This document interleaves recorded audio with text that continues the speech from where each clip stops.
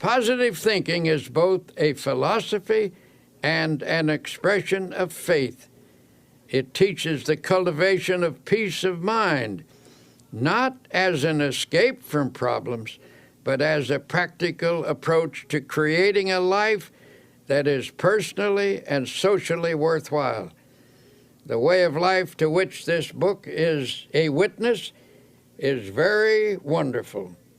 Although the road can be a difficult one, it is also full of hope and victory and even joy. It is my sincere hope that you will take these principles to heart and discover for yourself how the power of positive thinking can truly change your life. The greatest secret for eliminating the inferiority complex, which is another term for profound self-doubt, is to fill your mind to the overflowing with faith. Develop a tremendous faith in God, and that will give you a humble yet soundly realistic faith in yourself. And how do you acquire this dynamic faith? Well, the answer begins with the study of the Scriptures and the use of prayer, lots of prayer. The Scriptures say, according to your faith be it unto you. The bigger your problem, the bigger your prayer should be. Drive your prayers deep into your doubts, into your fears and insecurities. Pray deep, big prayers that have plenty of strength, and you will come up with a powerful and vital faith. It is also helpful to go to a competent spiritual advisor, a minister, a priest, or a rabbi for instruction. The ability to make faith work for you is a skill, and like any skill, it must be studied and practiced to be perfected. One of the most powerful cures for self-doubt is the thought that you are not alone in this world, that Almighty God is actually with you, helping you, that He will be your companion, that He will stand by you, support you, and see you through every adversity. To practice this belief, simply affirm, God is with me, God is helping me, God is guiding me.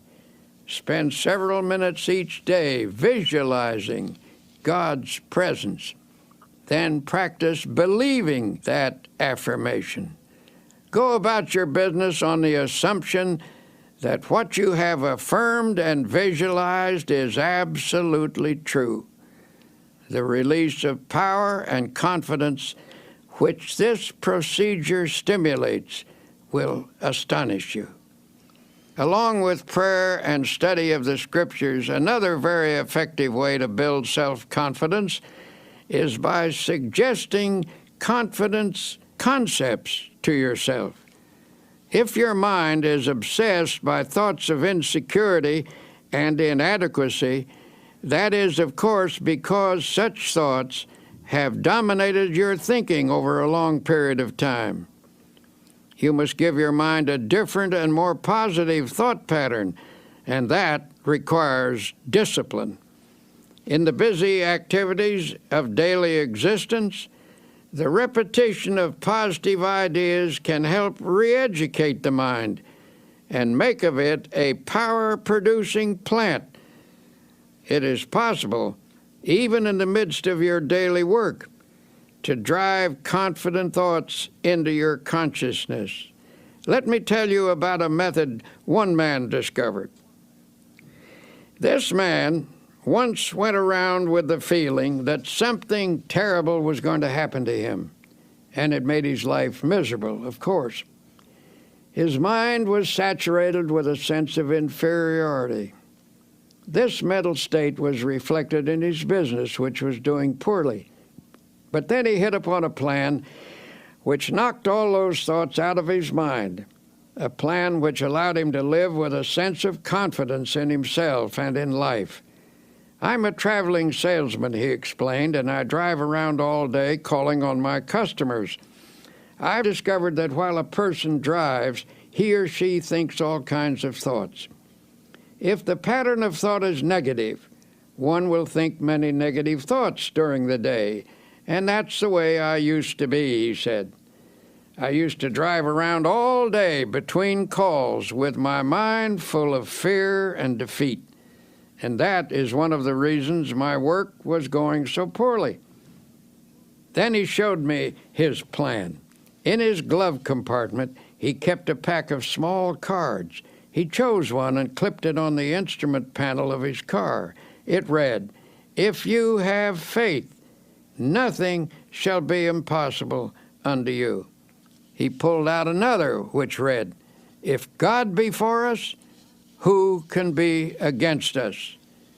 He told me that as he drove around, he memorized these thoughts.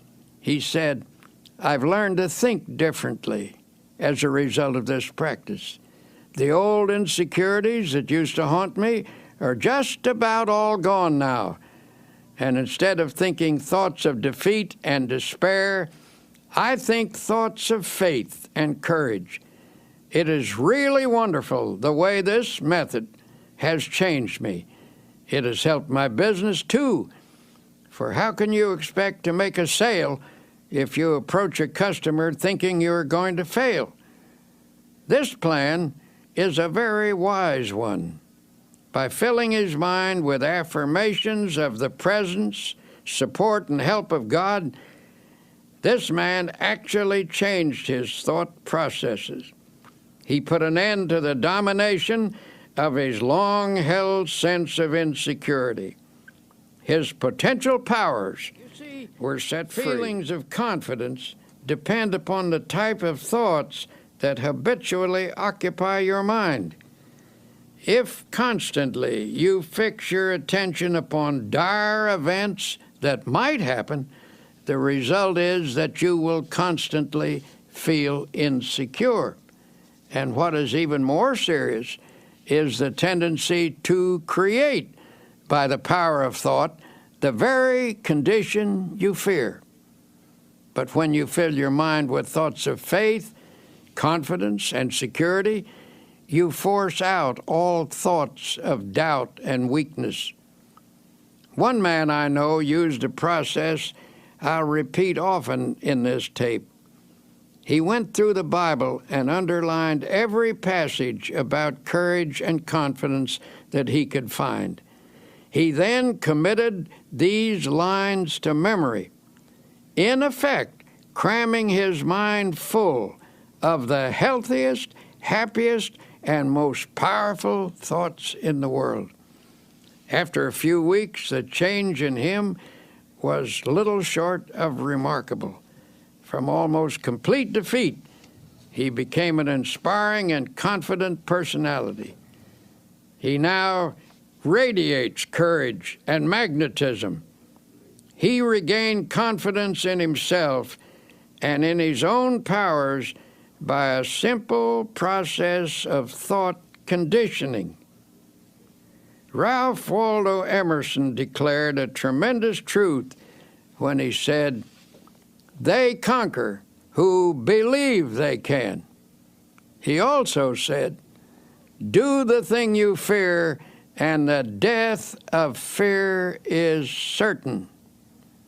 Practice confidence and faith, and your fears and insecurities will soon have no power Of over life, you. from daily difficulties to large-scale problems, tend to dissipate energy and leave you spent and discouraged. In such a condition, your true inner power is often obscured, and it becomes easy to yield to setbacks by feeling hopeless. When you find yourself in such a state, it is important to reappraise your assets. A reasonable self-evaluation will convince you that things are not as hopeless as you think they are. For example, a man of 52 consulted me. He was in despair. He told me that everything he had built up over his lifetime had been swept away. "Everything?" I asked sympathetically. "Everything," he repeated. "I have nothing left at all. Everything is gone. There is no hope, and I am too old to start all over again." And he said, "Sadly, I have lost all faith." Naturally, I felt sympathetic toward him, but it was evident that his chief trouble came from the dark shadows of hopelessness in his thinking. These shadows had entered into his mind and had distorted his outlook. His true powers had retreated behind this twisted thinking, leaving him without any force. So I said, suppose we take a piece of paper and on it list the values you have left. There's no use, he sighed. I haven't a single thing left. Well, I said, let's just see anyway. Now, is your wife still with you? Why, yes, of course, and she's wonderful, he added. We've been married for 30 years. She would never leave me, no matter how badly things were. All right, I said, let's put that down. Wife still with me. And how about your children? He said, actually, they've all told me that they love me and will stand by me. They are wonderful. Well, then, that is number 2. Children love you and will stand by you. Have you any friends? Yes, he said, I really have some fine friends who've offered to help. They've been very generous, but what can they do? So I wrote down number 3, fine friends who hold you in esteem. How about your integrity, your standing in the community? Oh, okay. I've always tried to do the right thing. Well, let's put that down as number 4, integrity, good standing. How about your health? My health is okay, I'm glad to say. Number 5, then, is good physical health. How about the United States? Do you still think it's the best place to do business and is the land of opportunity? Well, you and me both agree that it's the only country in the world we'd want to live in, he replied. Well, then that's number 6. You live in the USA, land of opportunity, and you're glad to be here. Then I asked, how about your religious faith? Do you believe in God and that God will help you? Yes, he admitted, I don't think I could have gotten through this at all if I hadn't had some help from God. At this point, I read him the assets we'd listed. Then I shoved it across the table to him. Take a look at that, I said. You've got quite a total of assets there. I thought you told me everything had been swept away. He grinned sheepishly. I guess I never thought of the situation that way. Perhaps things aren't so bad at that, he said pensively. Maybe I can start all over again. If I could just get some confidence, if I could just get the feel of some power inside me. Well, in time, he did get that feeling, and he did start all over again. But he did so only when he changed his viewpoint, his mental attitude.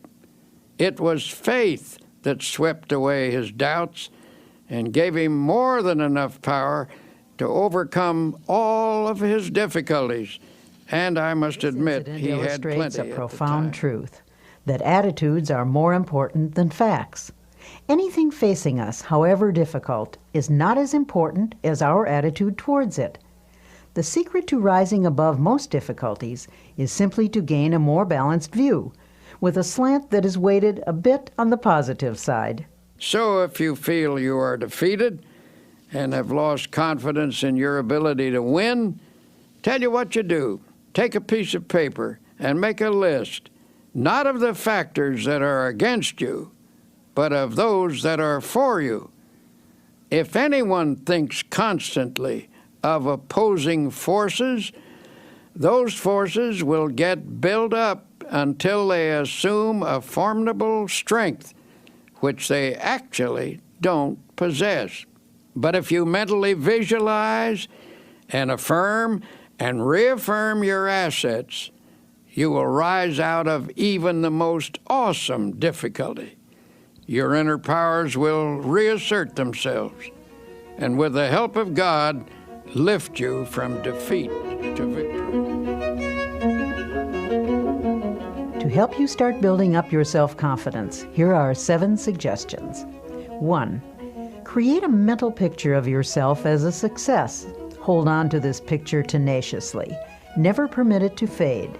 Since your mind tries to complete what it pictures, always picture success, no matter how badly things seem to be going at the moment. Whenever a negative thought about your personal power comes to mind, deliberately voice a positive thought to cancel it out. 2. Don't build up obstacles in your imagination. Minimize them instead. Problems should be seen for what they are and never inflated by fearful thoughts. 3. Don't be awestruck by other people or try to copy them. Remember that most people, despite a confident appearance, are often as scared and as doubtful of themselves as you are. 4. Get a competent counselor to help you understand the origin of your feelings of inferiority and self-doubt. These feelings often begin in childhood. Self-knowledge leads to a cure. 5. Each day, practice the following affirmation. Repeat it out loud if possible. I can do all things through Christ who strengthens me. Here's another dynamic affirmation. If God be for us, who can be against us? 6. Make what you think is a true estimate of your own ability, then raise it 10%. Don't become egotistical, but develop a wholesome self-respect. Believe in your own God-released powers. 7. Put yourself in God's hands. To do that, simply state, I am in God's hands. Then believe you are now receiving all the power you need. Affirm that the kingdom of God is within you, in the form of adequate power to meet all of life's demands. Remind yourself that God is with you and there is nothing that can defeat him. Now, Dr. Peale illustrates an important fact about human nature. You can think your way to failure and misery, but you can also think your way to success and happiness. Because thoughts are real and dynamic, learning to harness their power is a crucial step in creating a life of your own choosing. Some years ago, I was working with a group of people to establish a nonprofit inspirational magazine. At one point, our endeavor was faced with severe financial problems. In other words, it was almost broke. And when it seemed almost impossible to keep going, I called a meeting. I invited a woman who had once contributed a nice sum to this magazine, hoping that lightning might strike twice in the same place. But this time, she said she would give us something of greater value than money. This rather surprised us, for under the circumstances, we couldn't think of anything more valuable than money. When she told us she was going to give us a creative idea, we didn't jump with enthusiasm. All we could think was, how can we pay our bills with an idea? But, as it turned out, an idea is precisely what helped us pay our bills. Every achievement in the world was first initiated as a creative idea. First the idea, then faith in it, then the means of implementing the idea. That is the way success proceeds.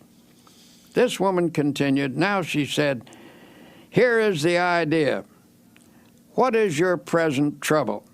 Your trouble is that you lack everything, don't you? You lack money, you lack subscribers, you lack equipment, you lack courage. And why do you suppose you lack everything? Why, simply because you're only thinking about what you lack.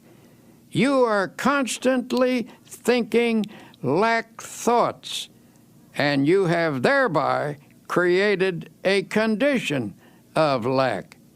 She told us if you constantly think about what you don't have, you keep creating the conditions that keep you in this state. By emphasizing only what you lack, you frustrated the creative forces that can get this project really rolling. She said, from the standpoint of doing a lot, you've been working very hard, but you failed to do the one all-important thing that will lend power to all your other efforts. You have not employed positive thinking. To correct the situation, she advised us to reverse the mental process and begin to think, instead of lack, to think prosperity, achievement, and success. She told us, don't hold on to the mental pictures of difficulties and failures. Lift your mind above them and visualize instead powers and achievements.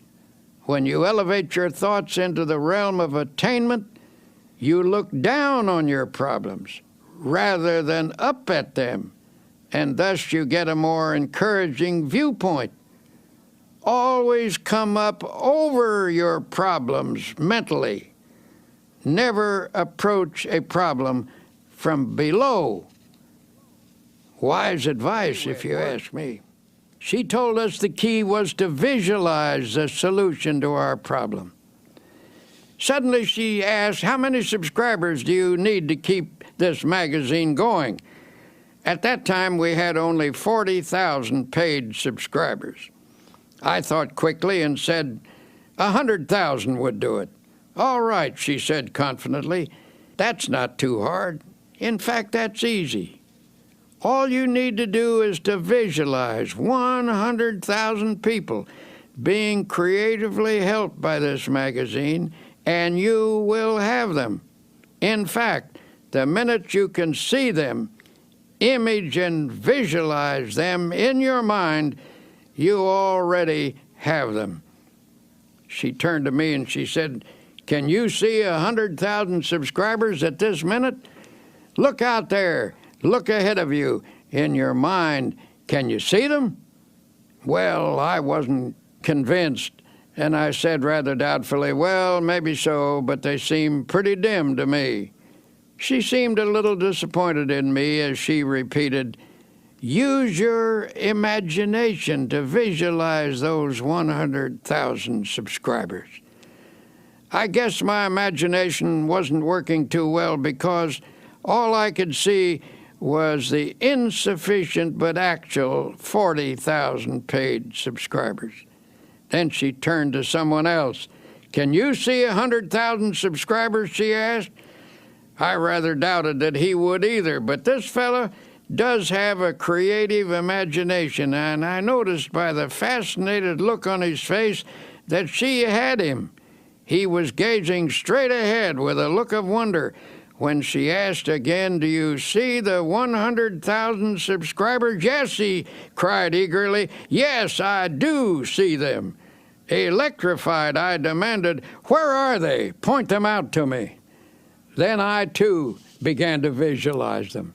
Now, continued the woman, let us say a prayer and together thank God for giving us 100,000 paid subscribers. Frankly, I thought that was pushing the Lord rather hard. But then I remembered a verse in the Scripture where it says, and all things whatsoever ye shall ask in prayer, believing, ye shall receive them. That means that when you pray for something, visualize what you pray for, believe that if it is God's will and is not selfishly sought after, then it is at that moment given to you.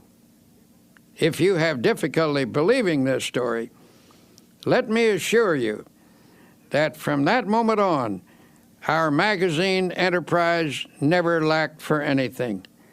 I tell you this because I was awed by the experience, realizing that I had stumbled upon a tremendous formula for personal victory. I call it the power of positive imaging. I decided to apply it from then on to my own problems, and whenever I've done so, I've had marvelous results. But whenever I've failed to do so, I've missed great most important opportunities. Insights about the human race was expressed by the famous psychologist William James. He said, the greatest discovery of my generation is that human beings can alter their lives by altering their attitudes of mind. In other words, as you think, so shall you be. If you want to improve your situation, get rid of all your old, tired, worn-out thoughts. Fill your mind with fresh, new, creative thoughts of faith, love, and goodness. By this process, you can actually remake your life. One business executive I know is the type of person who is never defeated. No problem, no setback, no obstacle ever gets him down. He simply attacks each difficulty with an optimistic attitude and a ready confidence that it will work out all right. And in some strange way, it always does. He seems to have a magic touch in life, a touch that never fails. One day he told me his secret. I was visiting his plant, a modern structure equipped with the latest machinery, using the most up-to-date production methods. It was a factory of outstanding efficiency. When we entered his office, which was decorated in a very modern style, I was quite surprised to find on his highly polished mahogany desk a battered old copy of the Bible. That book, he replied, pointing to the Bible, is actually the most up-to-date thing in this plant. Equipment wears out and furnishing styles change. But that book is so far ahead of us that it never gets out of date. When I went to college, my good Christian mother gave me that Bible, saying if I would read and practice its teachings, I would learn how to get through life successfully, just to humor her. But for years, I practically never looked at it. I thought I didn't need it. Well, how stupid can you get? And I got my life in a terrible mess.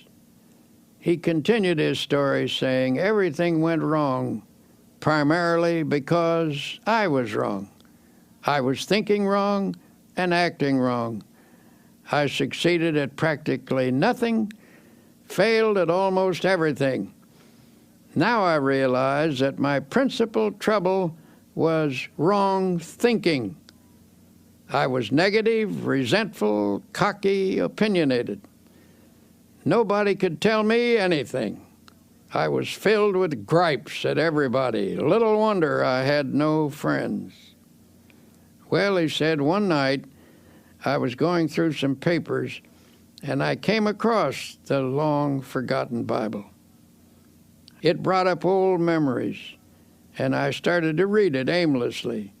It's strange how things happen, how in just a moment of time, everything can become different.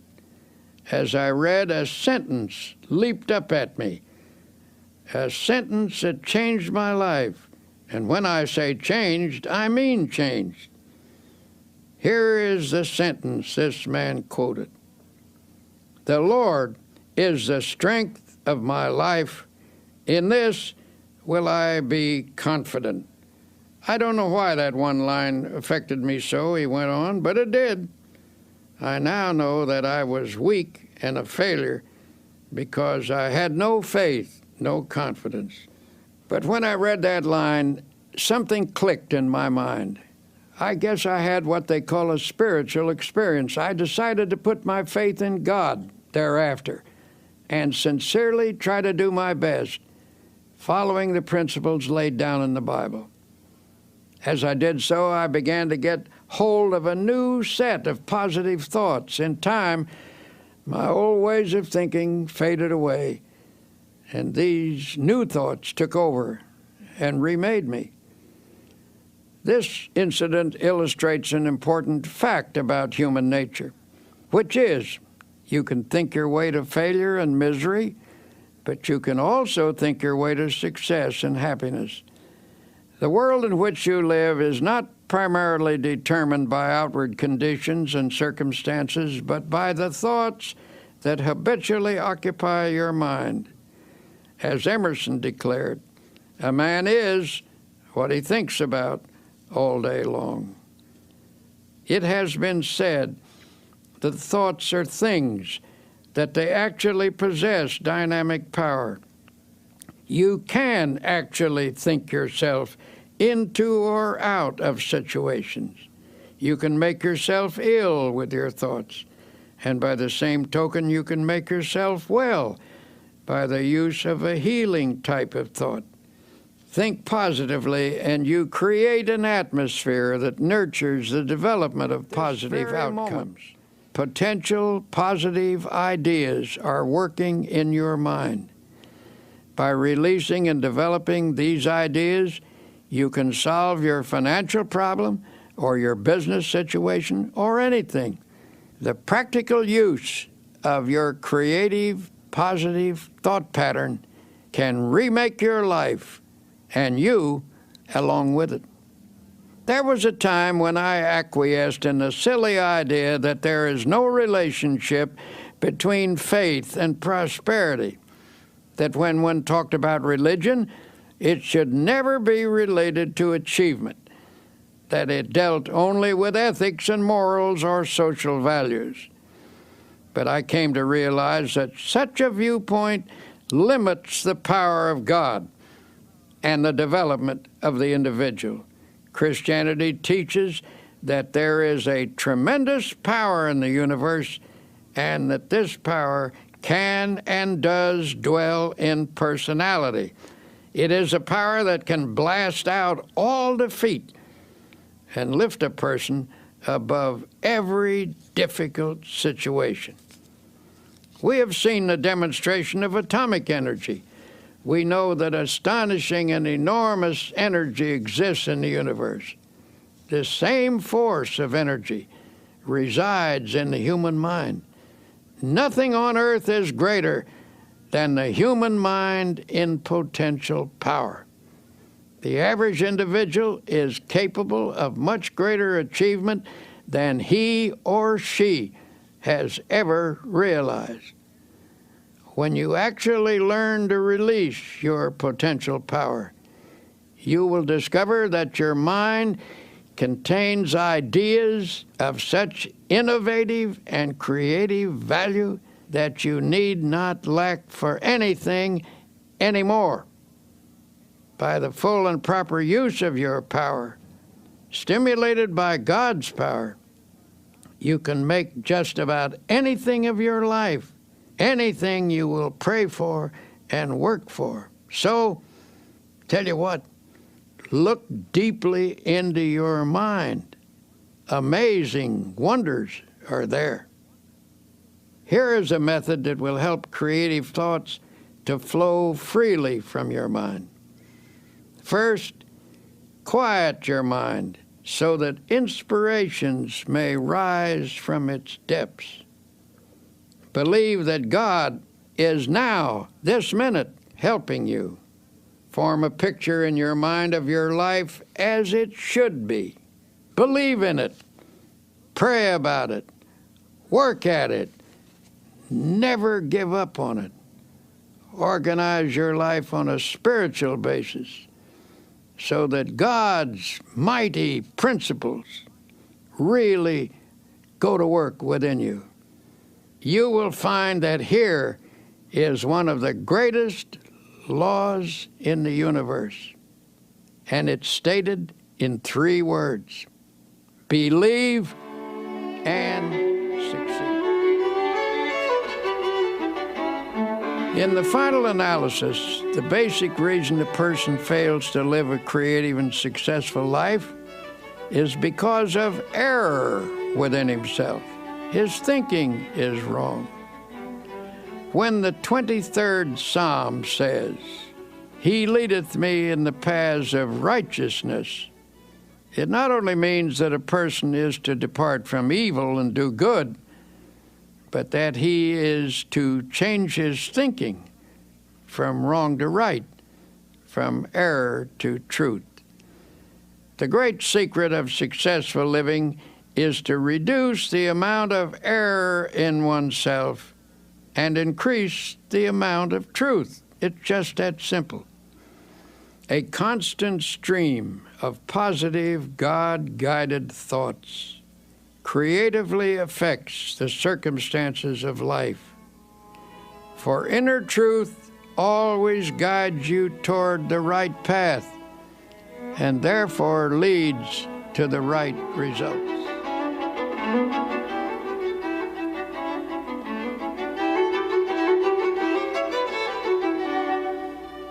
Here are some practical suggestions for changing your mental attitude from negative to positive. Such a change will release the kinds of thoughts that can help you make creative changes in your circumstances. 1. For the next 24 hours, deliberately speak hopefully about everything: your job, your health, your future. Go out of your way to put optimism in everything you say.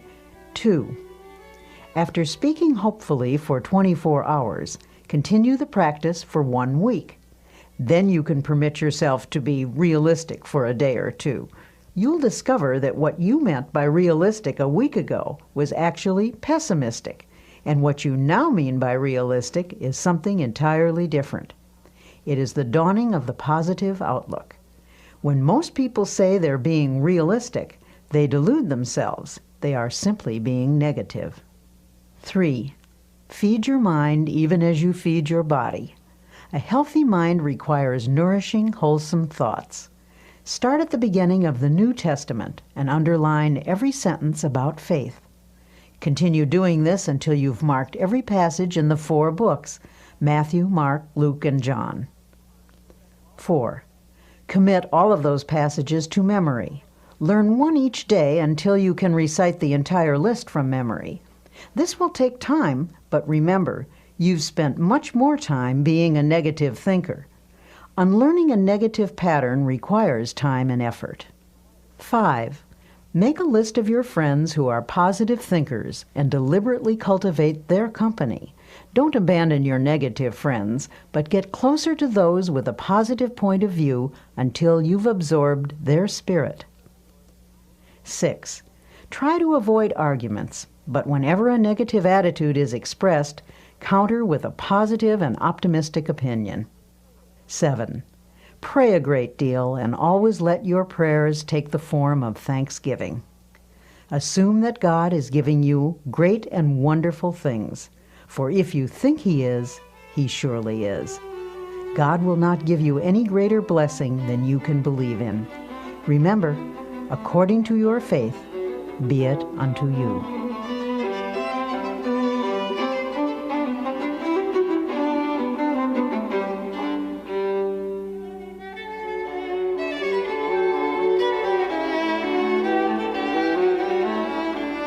We've all had problems from time to time, and for some of us they've been so large we're tempted to think that no power on earth can save us.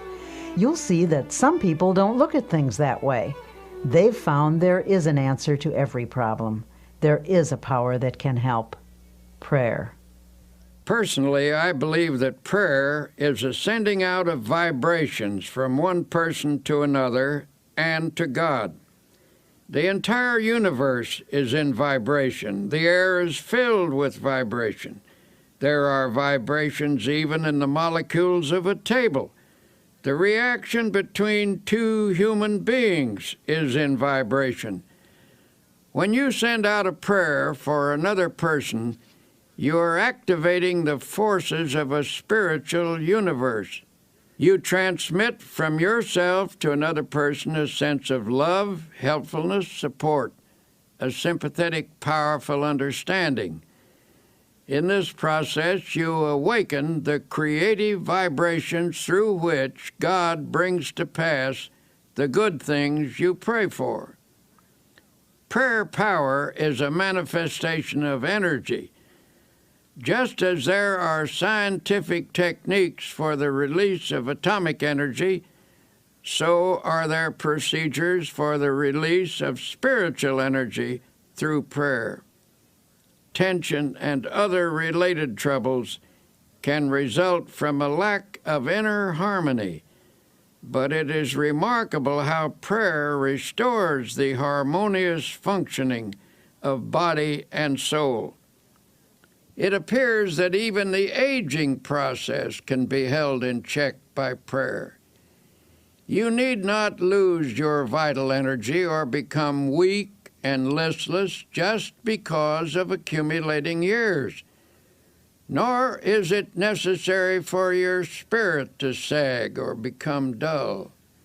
Prayer can actually freshen you up every evening and send you out renewed every morning.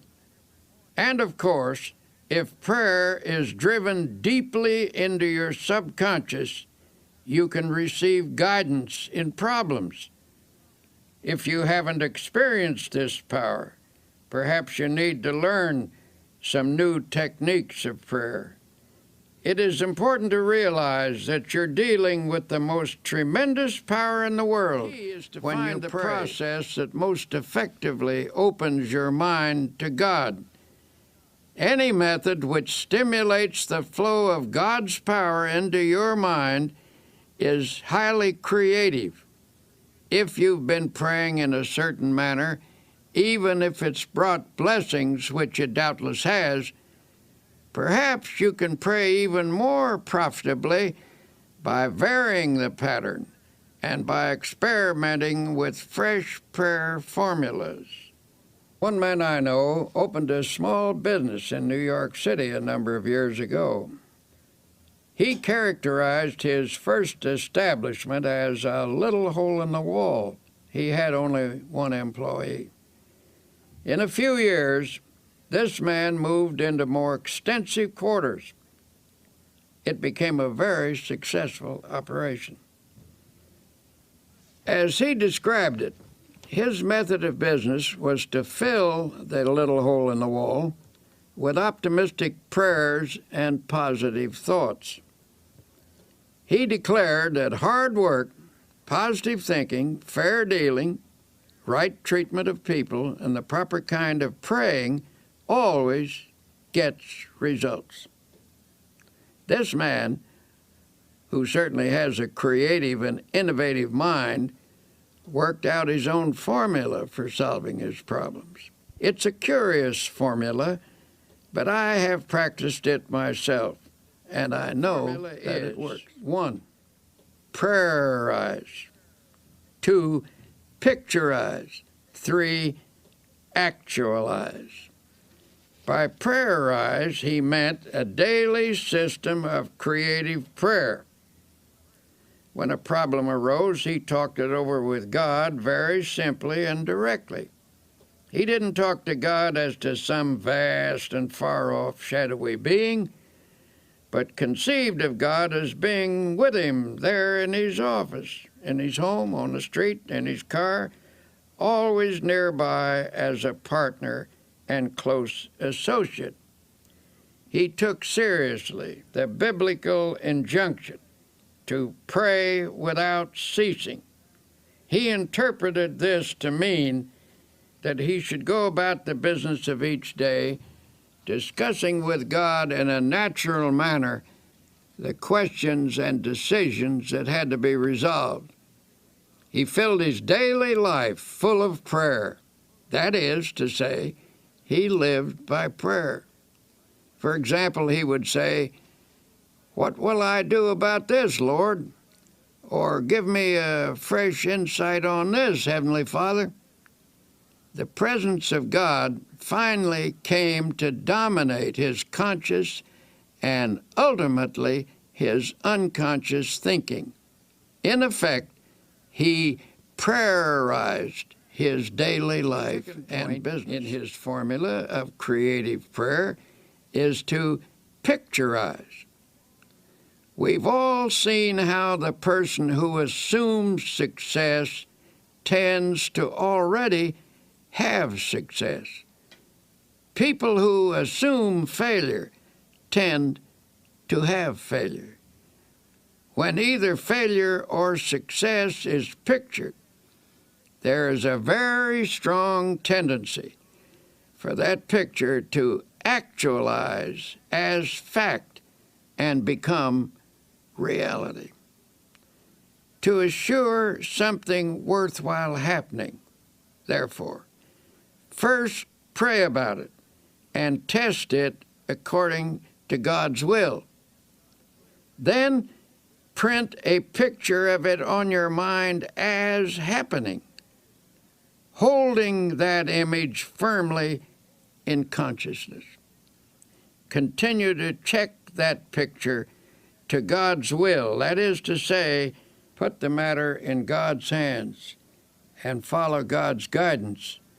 Work hard and intelligently, thus doing your part to achieve success in the matter. Practice believing and continue to hold the picture firmly in your thoughts. Do this, and you will be astonished at the ways in which that which is visualized comes to pass. A woman became aware she and her husband were drifting apart. Theirs had been a happy marriage, but the wife became preoccupied with social affairs, and the husband had gotten super busy. Before they knew it, the old-time close companionship was gone. Then, one day, she discovered his interest in another woman. At this, she lost her head and became hysterical. When she consulted her minister, he listened to her tale and then turned the conversation to herself. She admitted that she had become self-centered, sharp-tongued, and nagging. She then confessed that she had never felt herself the equal of her husband. Her sense of inferiority had made her retreat actually into antagonism. The minister suggested that she create an image of herself as capable and attractive. He whimsically told her that God runs a beauty parlor and that faith techniques could put beauty on a person's face and charm and ease in their manner. He gave her instruction in how to pray and how to spiritually picturize. He also advised her to hold a mental image of the goodness of her husband and of being once again in harmony and companionship with him. She was to hold this picture tenaciously with faith. Soon after this, her husband informed her that he wanted a divorce. She had conquered herself enough by now to receive this request with calmness. She replied that she was willing if he wanted it, but suggested they defer the decision for 90 days. If he still wanted a divorce at the end of this period, she would cooperate with him. Night after night he went out, and night after night she sat at home. But now she pictured him as seated in his old chair. She painted an image of him there, comfortably reading as in the old days. She visualized him puttering around the house, painting and fixing things as he used to do. She visualized the two of them playing golf together and taking hikes as they once did. She maintained this picture with steady faith, and one night, what do you know? There he actually sat in his old chair. She looked twice to be sure that it was the reality rather than the picturization, but perhaps a picturization is a reality, for at any rate, the actual man was actually there. After that night, he still went out occasionally, but more and more frequently, he sat in his chair. Then he began to read to her, as in the old days. Finally, one sunny Saturday afternoon, he asked, "What do you say to a game of golf?" The days went by pleasantly until she realized that the 90th day had arrived. That evening she said quietly, "Bill, this is the 90th day." "What do you mean?" he asked, puzzled. "The 90th day. Why, don't you remember? We agreed to wait 90 days to settle that divorce matter, and this is the day." He looked at her for a moment, and then, hidden behind his paper, He casually turned a page and said, "Don't be silly. I couldn't possibly get along without you. Where did you get the idea I would ever leave you?" The New Testament says the kingdom of God is within you. It is informing us that God has provided us with all the potential abilities we need. It is up to us to tap and develop those powers. A man I know is the chief of 4 executives in a successful company. At regular intervals, these men have idea sessions. The purpose of these meetings is to tap all the creative ideas lurking in the minds of any of the 4. For this session, they use a room without telephones, buzzers, or other usual office equipment. Before starting this session, the group spends 10 minutes in silent prayer and meditation. They conceive of God as creatively at work in their minds. Each prays and meditates silently in his own way.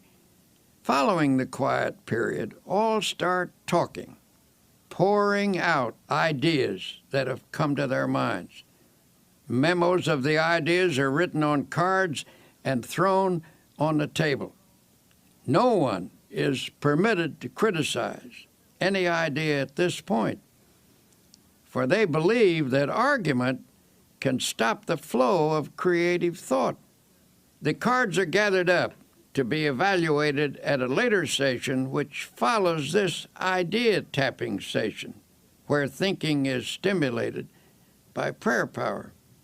As one of the executives explained, we've come up with insights that not only show on our bottom line, but which have given us a new feeling of confidence.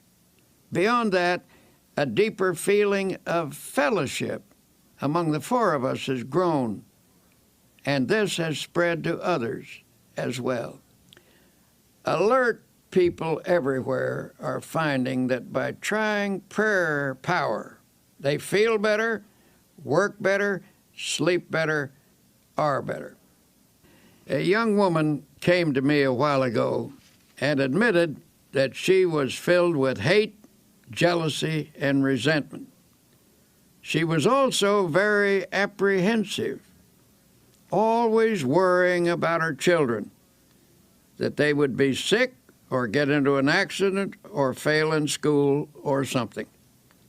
Her life was an unhappy mixture of fear and worry. I told her that the practice of creative prayer could change her life. I suggested that she pray every day at the time the children were coming home from school and make her prayers an affirmation of God's protective care.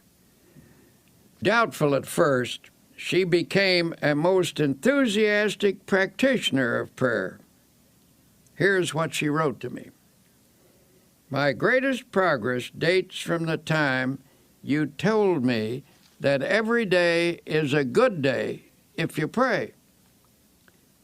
I began to put into practice the idea of affirming that this would be a good day the minute I woke up in the morning, and I can positively say that I haven't had a bad or upsetting day since that time.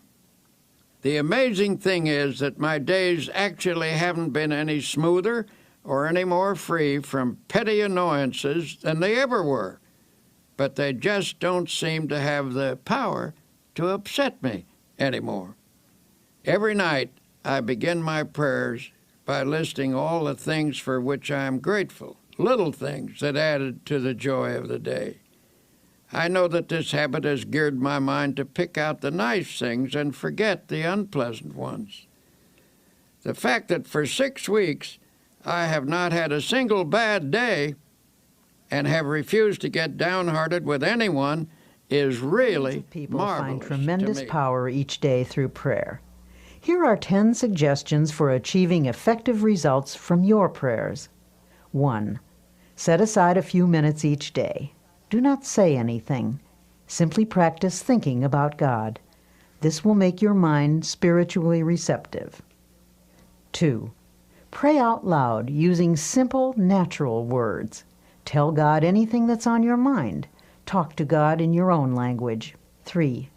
Pray as you go about the business of the day, on the subway or bus or at your desk. Begin by closing your eyes to shut out the world and concentrate briefly on God's presence. 4. Don't always ask for something when you pray, but instead affirm that God's blessings are being given and spend most of your prayers offering thanks. 5. Pray with the belief that sincere prayers can reach out and surround your loved ones with God's love and protection. 6. Never use a negative thought in prayer. Only positive thoughts get results. 7. Always express willingness to accept God's will. Ask for what you want, but be open to take what God gives you. It may be better than what you ask for.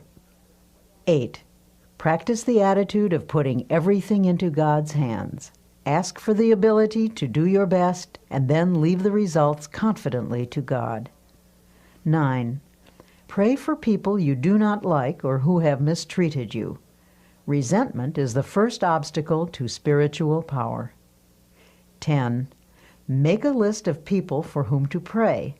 The more you pray for others, especially those not connected with you, the more the good results of prayer will come back to you.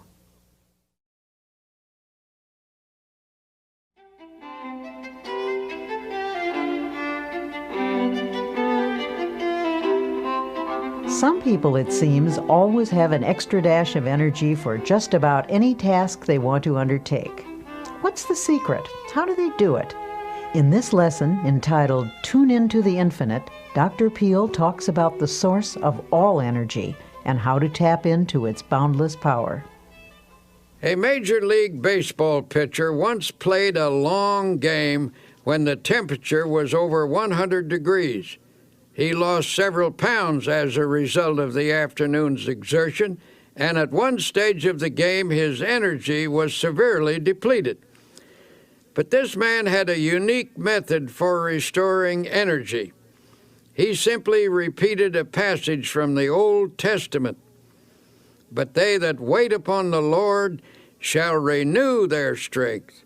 They shall mount up with wings as eagles. They shall run and not be weary, and they shall walk and not faint.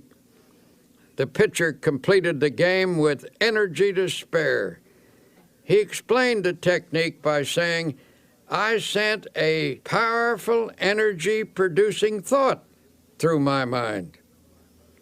As this baseball player discovered, prayer has the power to alter not only our attitudes, but our energy level as well. How we think we feel physically has a definite effect on how we actually feel. If your mind tells you that you're tired, the nerves and the muscles accept that as a fact. If your mind is intensely interested in something, you can keep on with an activity indefinitely.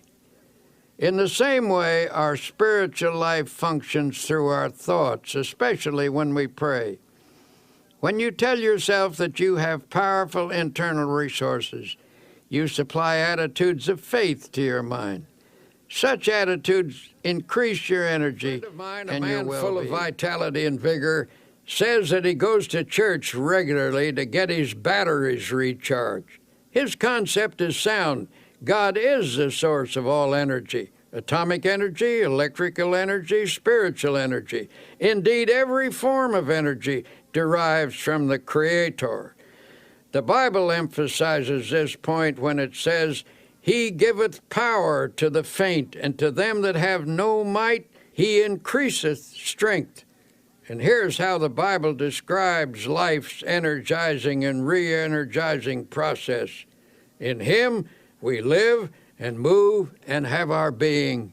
In other words, from God we receive our vitality and our dynamic energy, and through Him we attain completeness. Contact with God establishes within us a flow of the same type of energy that recreates the world, that renews springtime every year. When we're in spiritual contact with God through our thoughts, divine energy flows through us and automatically renews the original creative act. It's not unlike an electric clock connected to an outlet. The clock continues to keep time until it's unplugged. Then it stops because it has lost contact with its source of power. When we lose contact with our divine source of energy, much the same thing happens.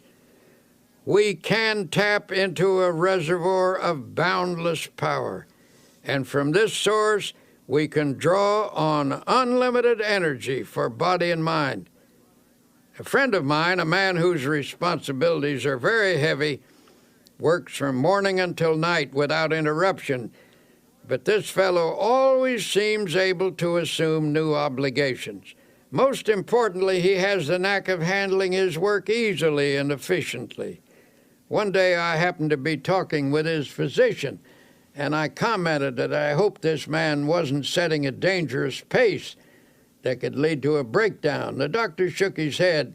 "No," he replied, "I don't think there's any danger of a crack-up. The reason is that he's a thoroughly well-organized individual with no energy leaks in his makeup. He handles things with easy power and carries burdens without strain. He never wastes an ounce of energy. Every effort is applied with maximum force." When asked to account for this seemingly boundless energy and efficiency, the physician stated, "He's emotionally well integrated, and what's more important, he is a soundly religious person. His religion provides him with a workable mechanism for preventing energy leaks.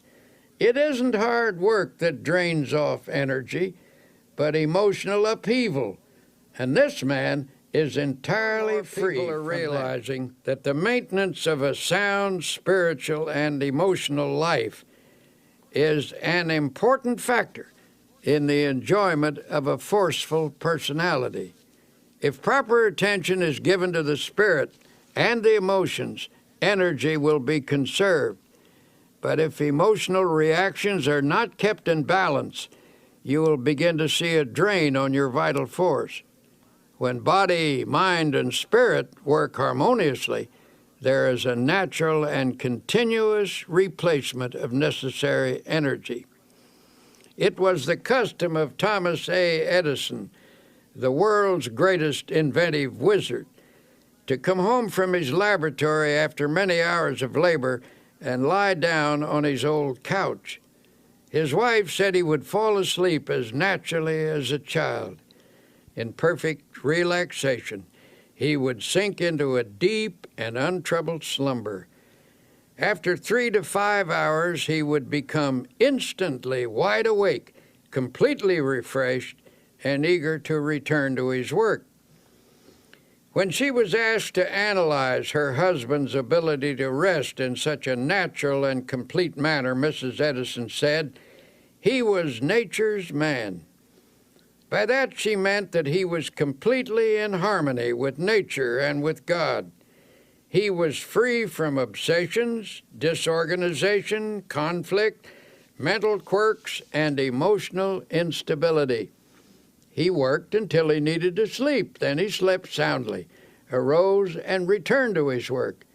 He lived a long life and was in many respects the most creative mind ever to appear on the American continent. He drew his energy from emotional self-mastery, the ability to relax completely, his amazingly harmonious relationship with the universe, caused nature to reveal to him its inscrutable secrets. Every great personality I have ever known, and I have known many, who has demonstrated the capacity for prodigious work has been a person in tune with the infinite. Every such person seems in harmony with nature and in contact with divine energy. They haven't necessarily been pious people, but invariably they have been extraordinarily well organized from an emotional and psychological point of view. It is fear, resentment, inner conflicts, and obsessions that throw us off balance and thus cause the expensive and unnecessary expenditure of natural awakening force. To the close relationship between religion and health, we are beginning to comprehend a basic truth that our physical condition is determined very largely by our emotional condition, and our emotional life is profoundly regulated by our thought life. All through its pages, the Bible talks about vitality and force and life. The supreme overall word of the Bible is life, and life means vitality, to be filled with energy. Jesus stated the key expression, "I am come that they might have life, and that they might have it more abundantly." Or as one version has it, "I am come that they might have life and have it in all its fullness." This does not rule out pain or suffering or difficulty, but the clear implication is that if a person practices the creative and recreative principles of Christianity, he can live with power and energy. It's important to note that the practice of these principles will bring a person into the proper tempo of living. Our energies are frequently destroyed because of the abnormally high pace at which we go about our lives. To conserve energy, you must get your personality speed synchronized with the rate of God's movement. God is in you. If you are going at one rate and God at another, you will tear yourself apart. Though the mills of God grind slowly, yet they grind exceedingly small. The mills of most of us grind very rapidly, and so they grind poorly. When we become attuned to God's rhythm, we develop a normal tempo within ourselves, and energy flows freely. The hectic habits of this age have many disastrous effects. Everything is speeded up, and for that reason, many people feel unnecessarily tired. The solution is to get into the time synchronization of Almighty God. One way to do this is by going out some warm day and lying down on the earth. Get your ear close down to the ground and listen. You will hear all manner of sounds. You will hear the movement of the spheres, the wind in the trees, and the murmur of insects. You will discover presently that there is in all these sounds a well-regulated tempo. You cannot get that tempo by listening to traffic in the city streets, for it is lost in the confusion of sound. You can get it in church, where you hear the Word of God and the great hymns. Truth vibrates to God's tempo in a church, but you can also find it in a factory, if you have a mind to. To get yourself in tune with the rhythm of God, first allow yourself to relax physically. Then conceive of your mind as also relaxing. Then visualize the soul as becoming quiescent, and pray as follows. Dear God, you are the source of all energy. You are the source of energy in the sun, in the atom, in all flesh, in the bloodstream, in the mind. I hereby draw energy from you as from an unlimited source. Then practice believing that you do receive energy. Keep in tune with the tired simply because They aren't interested in anything. Nothing ever moves them deeply. To some people, it makes no difference what's going on or how things go. Their personal concerns are more important than all crises in human history. Nothing makes any real difference to them except their own little worries, desires, and hates. They wear themselves out by stewing about a lot of inconsequential things that amount to nothing. The surest way not to become tired is to lose yourself in something in which you have a profound conviction. A famous statesman finished his 7th speech of the day and still had energy to spare. I asked him why he wasn't tired, and he said, "I believe absolutely in everything I said in those speeches. I'm enthusiastic about my convictions." And that's the secret. He was on fire for something. He was pouring himself out, and you never lose energy and vitality in so doing. You only lose energy when life becomes dull in your mind. When you're doing nothing, your mind gets bored, and then you feel tired. But you don't have to be tired. Get interested in something. Get absolutely enthralled in something. Throw yourself into it with abandon. Get out of yourself. Be somebody. Do something. Don't sit around moaning about things, reading the paper, saying, "Why don't they do something?" The person who is out doing something isn't tired. The more you get absorbed in something bigger than yourself, the more energy you will have. You won't have time to think about yourself and get bogged down in your emotional difficulties. Another frequent cause of diminishing energy is staleness. The pressure, monotony, and unceasing continuity of responsibilities dull the freshness of mind which a person must have to approach his work successfully. During such dry periods, you have to expend much more energy to do with difficulty what you once did with comparative ease. A solution for this state of mind was employed by a businessman, the president of the board of trustees of a certain university. A professor who had once been outstanding and extraordinarily popular began to slip in teaching ability and in the power to stimulate his students. It was the verdict of the students, as well as the private opinion of the trustees, that this teacher must either recover his former teaching abilities or it would be necessary to replace him. The professor was told that the Board of Trustees was giving him a 6 months leave of absence with all expenses paid and with full salary.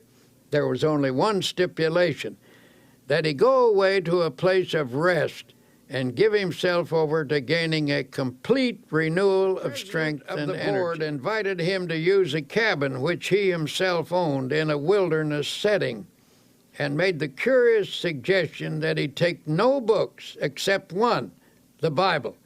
He suggested that the professor's daily program be walking, fishing, some manual work in the garden, and an extended period of reading the Bible.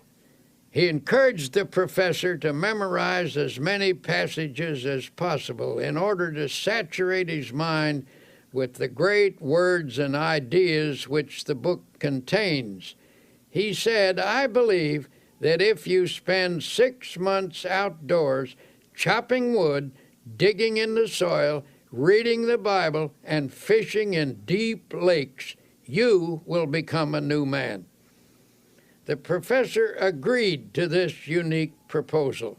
His adjustment to this radically different mode of life was an easier one than he or anyone who knew him expected. In fact, he was surprised to find that he actually liked it. After he became accustomed to active outdoor living, he discovered it had an immense appeal for him. He missed his intellectual associates and his reading for a while, but forced back upon the Bible, his only book, he became immersed in it. To his amazement, he found the Bible to be, as he put it, a library within itself. In the pages of the Bible, he found faith and peace and power. In 6 months, he was a new man. When he returned to teaching, his colleagues and students found him a person of compelling power and exciting inspiration. His staleness had gone, and the old-time energy returned. The spiritual retreat caused his power to surge again and renewed his zest for living. Here are a few suggestions for increasing your energy and vitality. 1. Remember, how you think you feel physically has a definite effect on how you actually feel. Tell yourself frequently that you have powerful internal resources. 2. God is the source of all energy. To tap into this boundless reservoir, repeat this affirmation: He giveth power to the faint, and to them that have no might, He increases strength. 3. Try to stay in harmony with nature and in contact with divine energy. People who are free of fear, resentment, inner conflicts, and obsessions have an abundance of energy because they don't waste their precious emotional resources. 4. Get interested in something. People frequently feel tired because they aren't on fire for something outside their own small circle of interests. 5. Rejuvenate your spirit by taking yourself away from daily routines. Take along a Bible as your companion.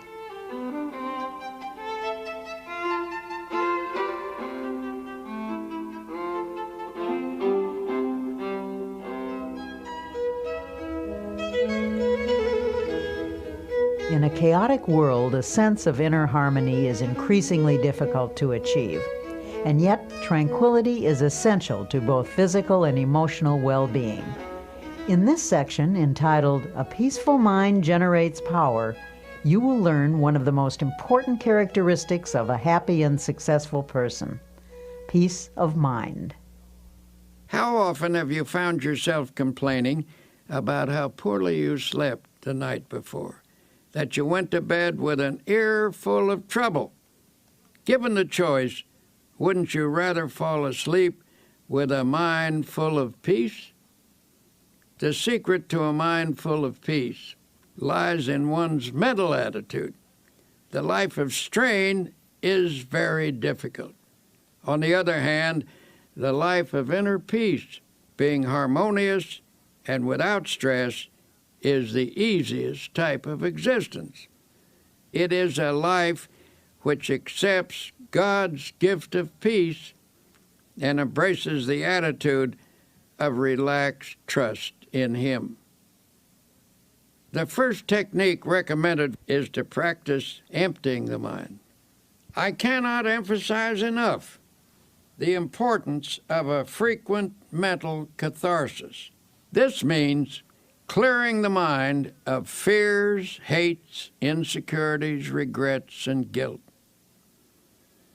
The mere attempt to empty the mind tends to give relief. Haven't you ever experienced a welcome sense of release when you've poured out your troubles to somebody you can trust? One effective method for doing this is the daily practice of silence. Everyone should insist upon at least 15 minutes of absolute silence every day. Go alone into the quietest place available and sit or lie down. Do not talk, do not write, do not read. Think as little as possible. Conceive of your mind as the surface of a body of water and see how nearly quiet you can make it so that there isn't even a ripple.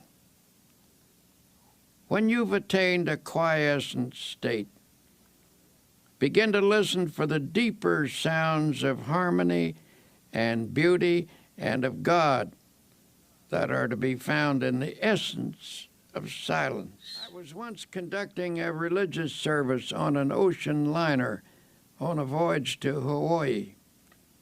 In the course of my talk, I suggested that people who were carrying worries in their minds go to the stern of the vessel and imaginatively take each anxious thought out and drop it into the ocean and watch it disappear in the wake of the ship.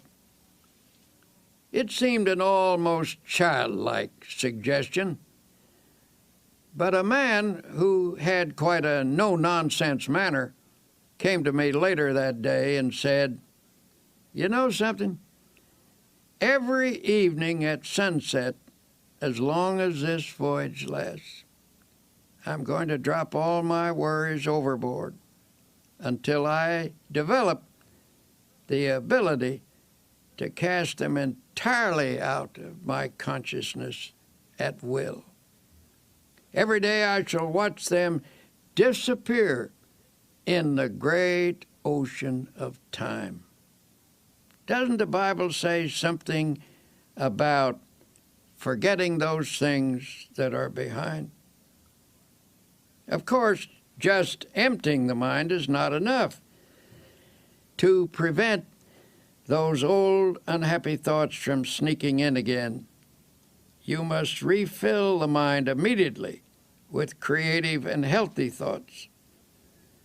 These happy thoughts will stand guard when the old fears, hates, and worries that used to haunt you try to edge back in again. At intervals during the day, practice thinking a carefully selected series of peaceful thoughts. Let mental pictures of the most peaceful scenes you have ever witnessed pass across your mind. For example, you might see a beautiful valley filled with the hush of evening time as the shadows lengthen and the sun sinks to rest. Or you could recall the silvery light of the moon falling upon rippling waters, or the sea washing gently upon soft shores of sand. Serene images like these will work upon your mind as a healing medicine. You might also practice the techniques of repeating beautiful words out loud. Words have profound suggestive power, and there is healing in the very saying of them. Utter a series of panicky words, and your mind will immediately go into a mild state of nervousness. You will perhaps feel a sinking in the pit of your stomach that soon affects your entire body. If, on the other hand, you speak peaceful, quieting words, your mind will react in a peaceful manner. Use such words as, for example, tranquility. Repeat the word slowly several times. Tranquility is one of the most beautiful and melodic of all English words, and the mere saying of it tends to induce a tranquil state. It is also helpful to use lines from poetry. When peaceful quotations are dropped in the subconscious, they lubricate the mind with peace. Here is one from a 16th century mystic. "Let nothing disturb you. Let nothing frighten you. Everything passes away except God. God alone is sufficient." The words of the Bible have a particularly strong therapeutic value. Drop them into the mind, allowing them to dissolve in consciousness, and they will spread a healing balm over your entire being. For attaining peace of mind, this is one of the simplest things to do, and also one of the most effective. There are other practical ways by which you can develop a serene state of mind. One way is through your conversations. Depending upon the words we use and the tone in which we use them, we can talk ourselves into being nervous high-strung and upset. But by our speech, we can also achieve quiet reactions. Talk peaceful to be peaceful. You see, the words we speak have a direct and definite effect upon our thoughts. So in a group, when the conversation takes an upsetting trend, try injecting peaceful ideas into the talk. Note how it counteracts the tension.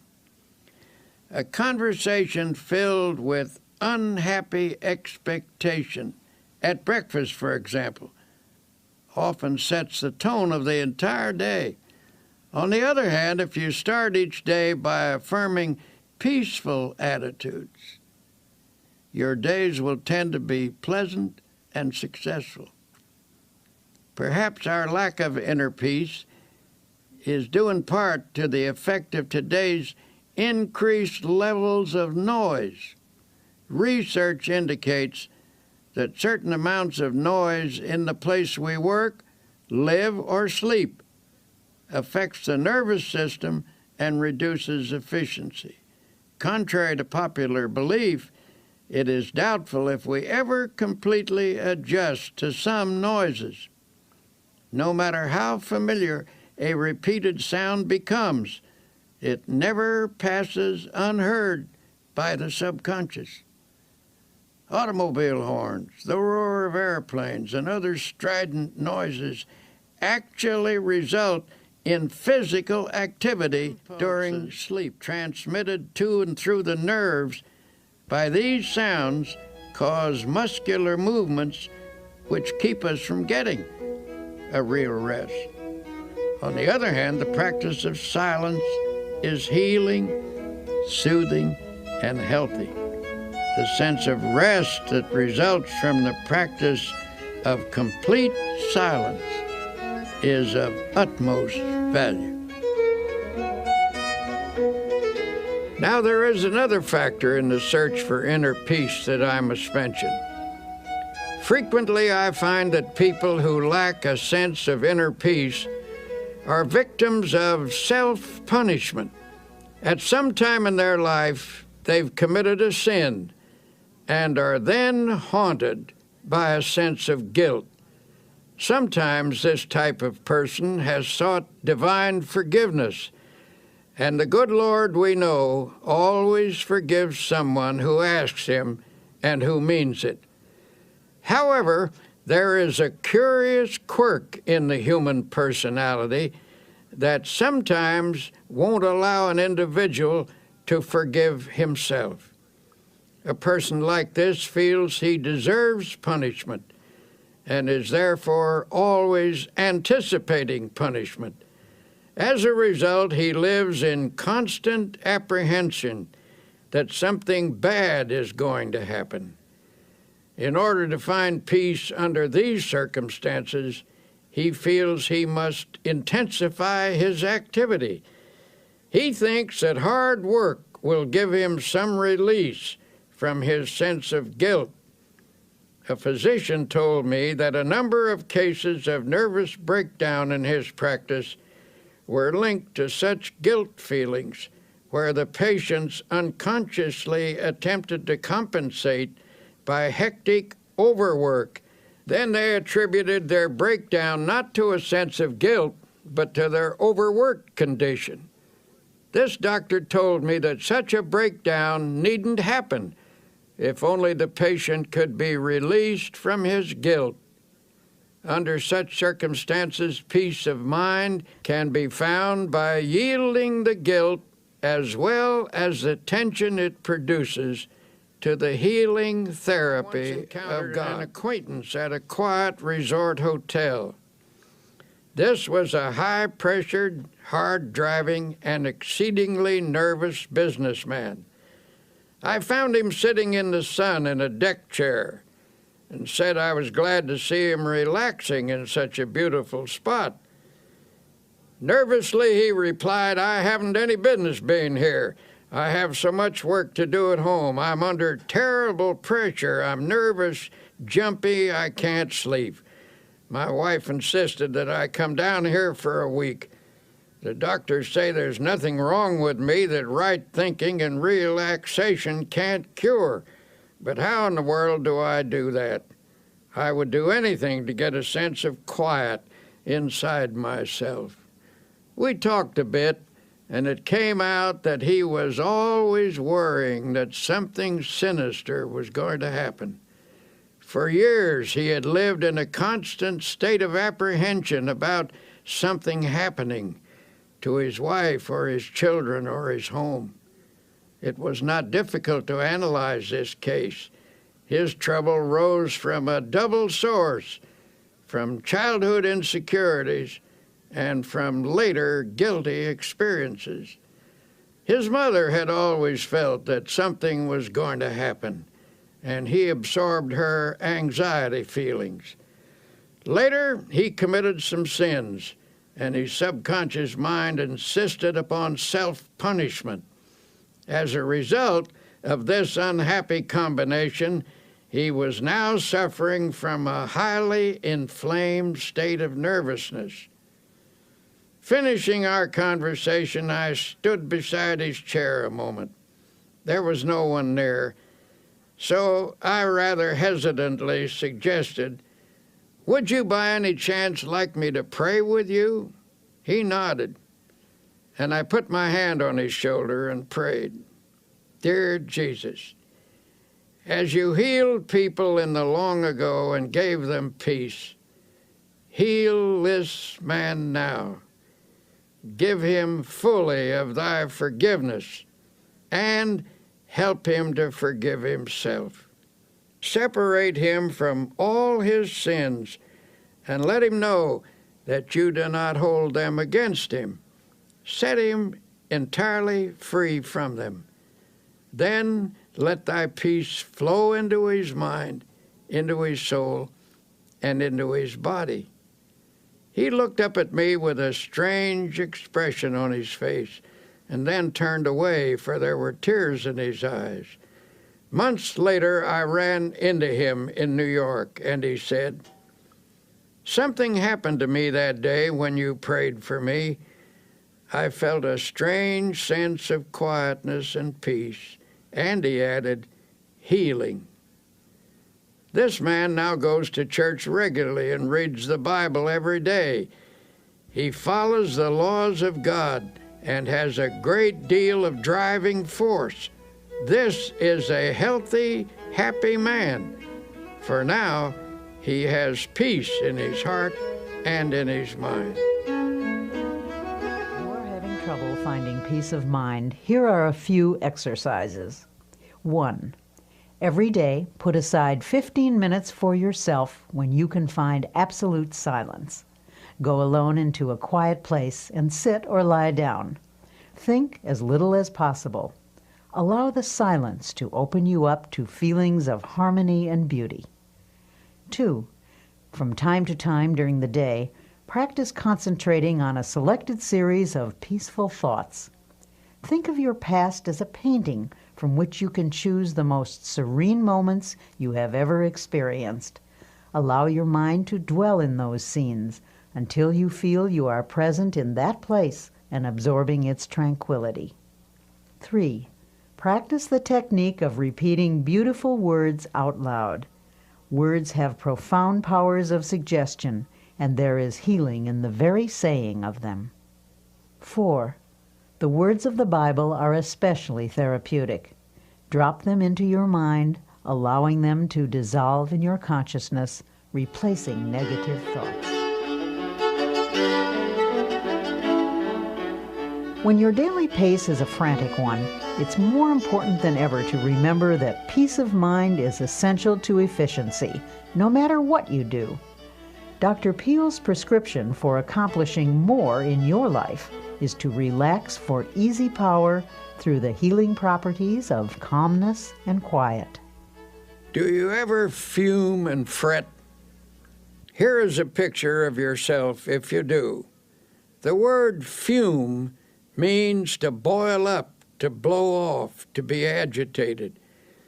It conjures up images of someone who is seething and distraught. The word fret is equally descriptive. It is reminiscent of a sick child in the night, a petulant and irritating half-cry, half-whine. To fret is a term usually used when talking about children, but unfortunately it frequently describes the emotional reaction of many adults. The Bible advises us to fret not thyself.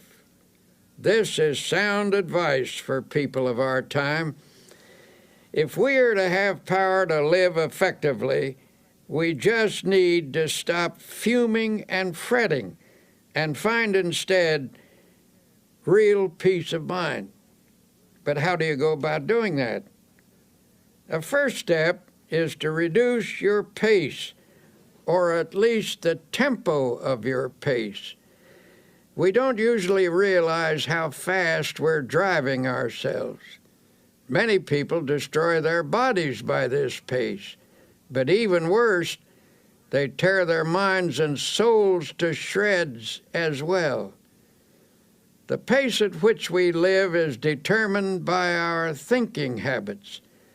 It's possible for someone to live a quiet, physical existence and yet maintain a fast tempo emotionally. When the mind goes rushing on pell-mell from one feverish attitude to another, it becomes feverish too.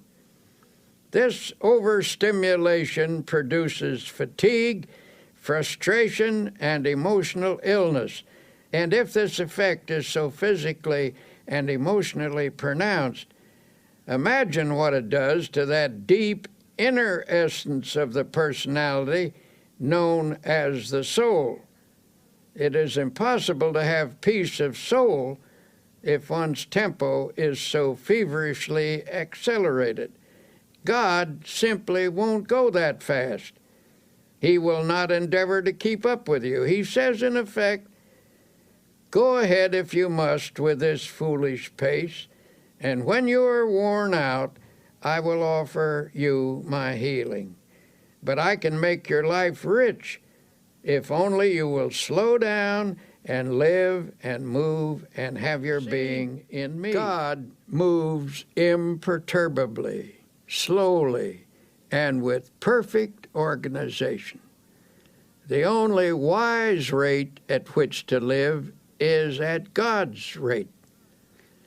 God gets things done, and they are done right, and he does them without hurrying. He neither fumes nor frets. He is peaceful and therefore very efficient. This same peace is offered to us. Peace I leave with you. My peace I give unto you. Sometimes I wonder if this generation isn't so accustomed to tension and noise that many aren't comfortable without it. The deep quietness of woods and valleys, so well known to our forefathers, is almost an alien state to them. It seems that the tempo of their lives doesn't allow them to draw upon the marvelous sources of peace and quietness that the physical world offers. One summer afternoon, my wife and I went for a long walk in the woods. We were stopping at a beautiful lake mountain house, which is set in one of the finest natural parks in this country, 7,500 acres of virgin mountainside, in the middle of which is a lake that is set like a gem in the forest. Here you come out of the deep woods onto some noble promontory and rest your eyes on great valleys set among hills, rock-ribbed and ancient as the sun. These woods, mountains, and valleys constitute what ought to be a sure retreat from every confusion in this world. On this afternoon as we walked, there was a mixture of summer showers and sunlit hours. We were drenched and started to fret about it a bit because it took the press out of our clothes. Then we told each other that it doesn't hurt a human being to get drenched with clean rainwater, that the rain feels cool and fresh on one's face, and that you can always sit in the sun and dry yourself out. So we walked under the trees and talked, and then fell silent. We were listening deeply to the quietness. In a strict sense, the woods are never still. There is tremendous activity always in the process. But on this beautiful afternoon, nature's sounds were quiet, harmonious. Nature was laying its hand of healing quietness upon us, and we could actually feel the tension being drawn off. Just as we were falling under this spell, the faint sounds of something passing for music came to us. It was a nervous, high-strung music, so popular these days. And presently through the woods came 3 young people, and one of them was lugging a portable radio. City people out for a walk in the woods, and tragically enough were bringing their noise along with them. They were nice folk, too, for they stopped and we had a pleasant talk with them. It occurred to me to ask them to turn that thing off and listen to the music of the woods. But I didn't feel it was my business to instruct them, and finally they went on their way.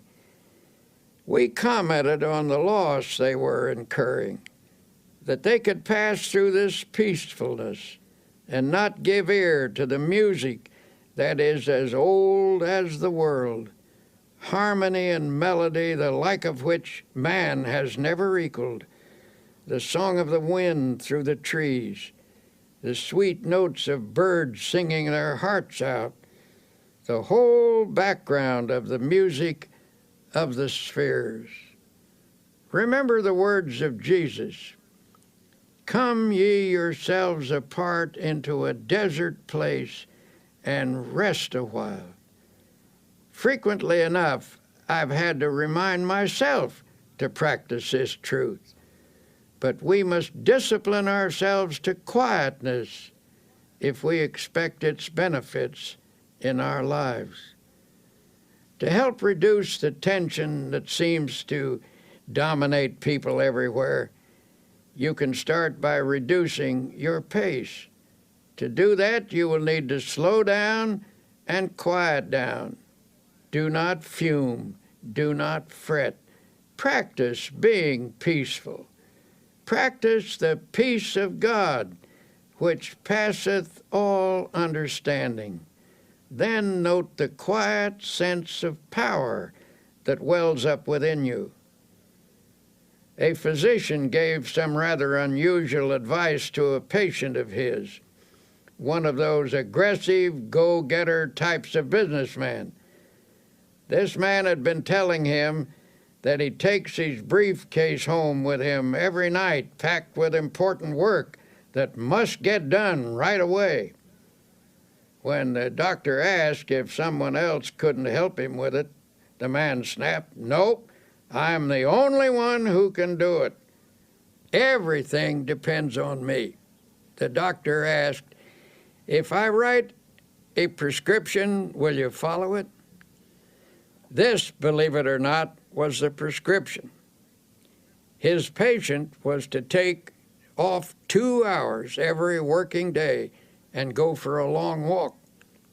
Then he was to take off a half day a week and spend that half day in a cemetery. In astonishment, the patient demanded, "Why should I spend a half day in a cemetery?" "Because," answered the doctor, "I want you to wander around and look at the gravestones of men who are there permanently. I want you to meditate on the fact that many of them are there because they thought, even as you do, that the whole world rested on their shoulders. Meditate on the solemn fact that when you get there permanently, the world will go on just the same. There are times when it is essential to check our headlong pace, and it must be emphasized that the only way to stop is to stop. Believe me, I know personally from a certain city to give a lecture and was met at the plane by a committee. I was rushed to a bookstore where I had an autographing party, and then to another bookstore where another autographing party was held. Then they rushed me to a luncheon. After rushing through the luncheon, I was rushed to a meeting. After the meeting, I was rushed back to the hotel, where I changed my clothes and was rushed back to a reception, where I met several hundred people and drank 3 glasses of fruit punch. Then I was rushed back to the hotel and told I had 20 minutes to dress for dinner. When I was getting dressed, the phone rang and somebody said, "Hurry, hurry, we must rush down to dinner." Excitedly, I chattered, "I will rush right down." I rushed from the room and was so excited that I could scarcely get the key into the lock. Hastily, I checked myself to make sure I was completely dressed and rushed toward the elevator. All of a sudden, I stopped. I was out of breath. I asked myself, just what is this all about? What is the meaning of this ceaseless rush? This is ridiculous. Then I declared independence and said, I don't care if I go to dinner or not. I do not care whether I make a speech. I do not have to go to this dinner, and I do not have to give a speech. So deliberately and slowly I walked back to my room and took my time about opening the door. I telephoned the man downstairs and said, if you want to eat, go ahead. If you want to save a place for me, I will be down after a while when I'm good and ready. But I'm not going to rush anymore. So I removed my coat, sat down, took off my shoes, put my feet up on the table, and just sat. Then I opened the Bible and very slowly read aloud the 121st Psalm. I will lift up mine eyes unto the hills, from whence cometh my help.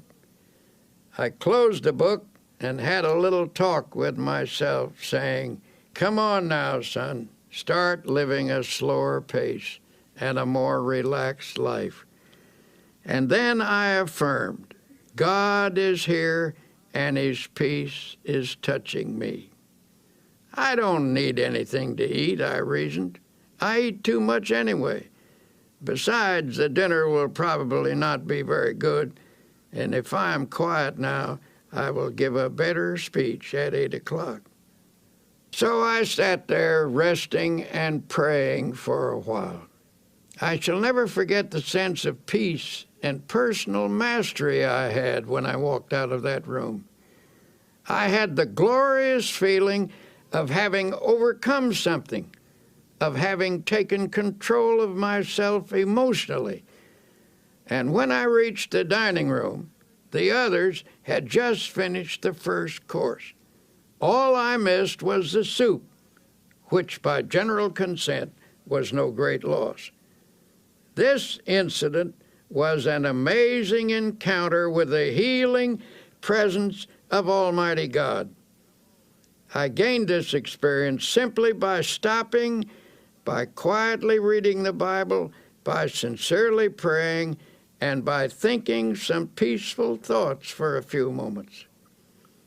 To attain emotional control, the daily practice of healing techniques is essential. Emotional control cannot be gained in any magical or easy way. The only sure method is by working at it regularly and by developing creative faith. To develop a calm control, it is necessary to think calmness. For as I've said before, the body responds sensitively to the type of thoughts that pass through the mind. It is also true that the mind can be quieted by first making the body quiet. Don't pace the floor. Don't wring your hands. Don't pound or shout or argue or walk up and down.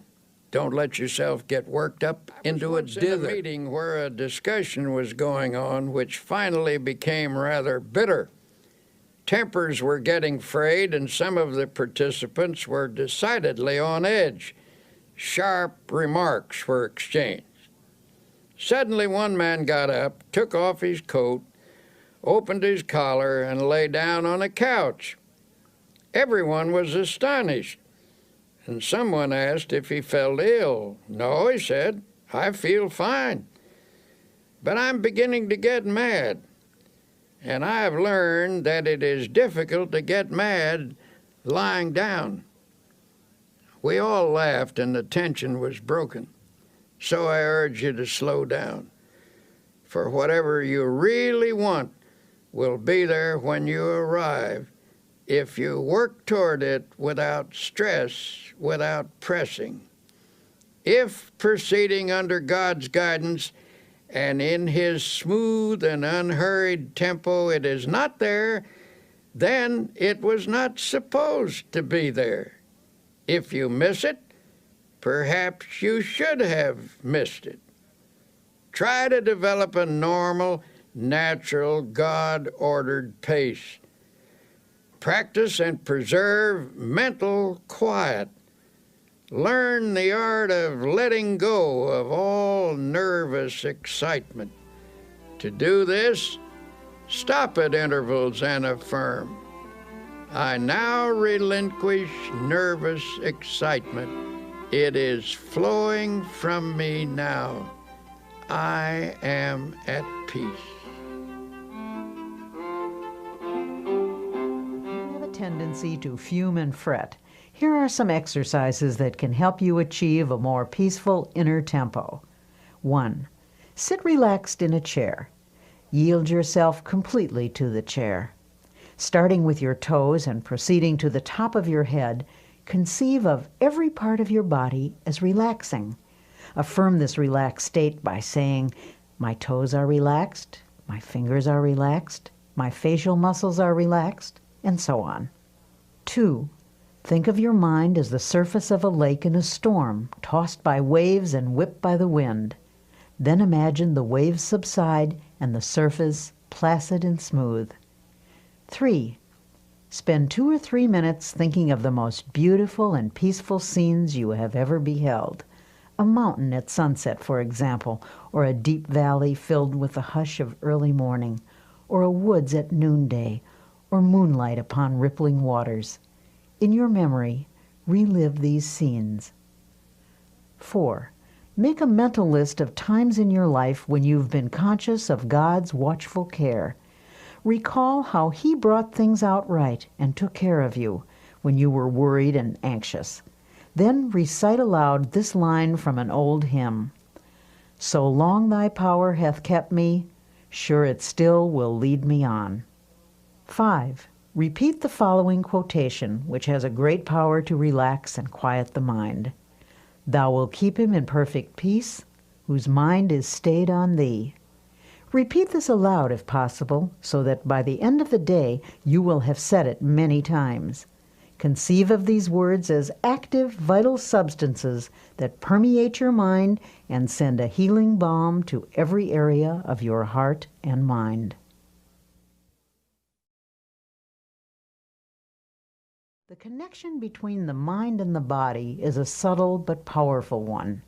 Emotional turmoil can sap your energy, reduce your efficiency, cause poor health, and of course, steal your chances for happiness. Here's Dr. Peale with some thoughts on reversing this process and restoring your vitality. A physician I know says many of his patients have nothing wrong with them except their thoughts. He has a favorite prescription for some of them, and it's a verse from the Bible, no less. It reads, "Be ye transformed by the renewing of your mind." He finds that when his patients change the pattern of their thoughts, they actually achieve a more peaceful state of mind. And that helps to produce health and well-being. Many people can benefit from such a prescription of prayer, faith, and dynamic spiritual thinking. Here's an example. the sales manager of a large company, had experienced a serious decline in both ability and energy. He had once been a man of outstanding efficiency and power, but in the last year or so, he'd lost his creative skill and sales were slipping badly. 2 vacations brought no improvement. This man's physician recommended to the company president that his patient come to our religio-psychiatric clinic for an interview. When he arrived, he was rather indignant at being sent to a church. "This is a pretty pass," he fumed, "when they send a businessman to a preacher. I suppose you're going to pray with me and read the Bible," he said irritably. "Well, I wouldn't be surprised," I answered, "for sometimes our trouble lies in an area where prayer and the therapy of the Bible can have an important effect." He proved most sullen and uncooperative until I was finally forced to say to him, "Listen, I want to tell you bluntly that you'd better cooperate with us or you're going to be fired." "Who told you that?" he demanded. "Your boss," I replied. "In fact, he says that unless we can straighten you out, as much as he regrets it, you're through." You never saw such a stunned expression on anybody's face.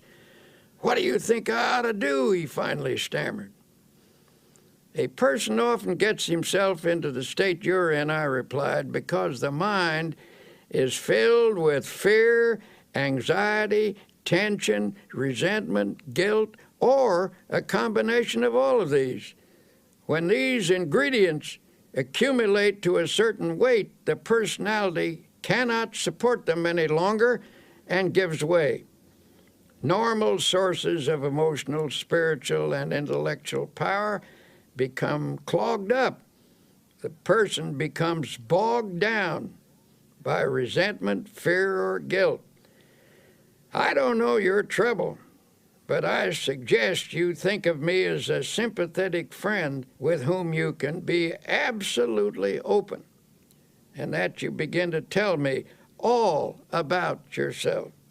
I emphasize the importance of concealing nothing and of emptying whatever fears, resentments, or guilt feelings might be in his mind."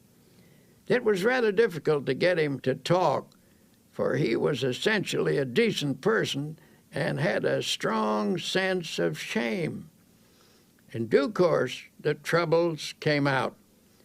He'd committed a series of sins, and these involved him in a complicated maze of lies.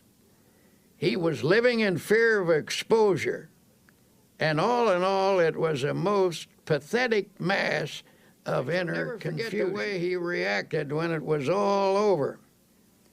Standing on his feet, he began to stretch.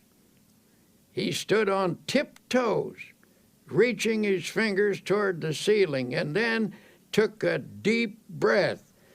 "My," he said, "I feel good." It was a dramatic expression of release and relief. Then I suggested that he pray and ask God to forgive him and to fill him with peace and cleanness. "Do you mean for me to pray aloud?" he asked dubiously. "I never did that in my whole life." "Yes," I said, "it's a good practice, one that will strengthen you." It was a simple prayer, and as best as I can recall it, this is what he said. "Dear Lord, I've been an unclean man, and I'm sorry for the wrong I have done. I've poured it all out to my friend here. I now ask you to forgive me and to fill me with peace. Also, make me strong so that I will never repeat these actions. Help me to be clean again, and better, lots better." He went back to his office that very day. Nothing was ever said to him, and it did not need to be, for soon he got back into stride and regained his position as one of the best sales managers in his city. Later, I met his president, who said, "I don't know what you did to Bill, but now he certainly is a ball of fire." "It wasn't me," I replied. Every thoughtful person who has ever considered the matter realizes that doctors are right when they tell us that grudges, resentment, jealousy, vindictiveness, hate, and so on are attitudes that produce poor health. The effects of anger are among the worst. Have a fit of anger and experience for yourself that sinking feeling in the pit of your stomach, that sense of sickness. Chemical reactions in the body are set up by emotional outbursts, which in turn result in feelings of ill health. Should these continue, either violently or in a simmering state, over a period of time, the general condition of the body will deteriorate. Violent negative emotions place great strain upon the heart. One doctor describes how common it is for a person's blood pressure to jump 60 points almost instantly in response to an outburst of anger. A colleague of his suffered from a heart condition and knew that he was at the mercy of anyone who could annoy him. His death, in fact, resulted from a heart attack caused by a fit of anger when he forgot to discipline himself. This doctor suggests, whenever a problem starts to vex you or you begin to get angry, let yourself go limp all over. This will dissipate your inner turmoil. In a speech to the American College of Physicians, Dr. Edward Weiss of Temple University Medical School stated that emotions and feelings are quite as real as germs and no less respectable in their power. The pain and suffering of diseases caused primarily by the emotions are no more imaginary than those caused by bacteria. For example, chronic victims of pains and aches in the muscles and joints may be suffering from nursing a smoldering grudge against someone, possibly close to them. And usually a patient is completely unconscious of his own role in developing the disease. Such persons are often suffering from a disorder of their feelings, often linked to a marital or parent-child problem. I was once told about a woman who came to her doctor complaining that her hands kept breaking out, a problem which was diagnosed as eczema. This doctor encouraged his patient to talk about herself. It turned out that she was a very rigid, unhappy person, and he encouraged her to see a psychiatrist for help. The psychiatrist saw at once that there was some irritating situation in her life that she was translating outwardly in the form of a skin rash. Thus, she was taking out on her own body the urge to scratch something or someone. The doctor finally put it to her bluntly. "What's eating you? You're peeved at something, aren't you?" He reported that she stiffened up like a ramrod and marched right out of the office, so he knew he'd been on target. A few days later, she came back.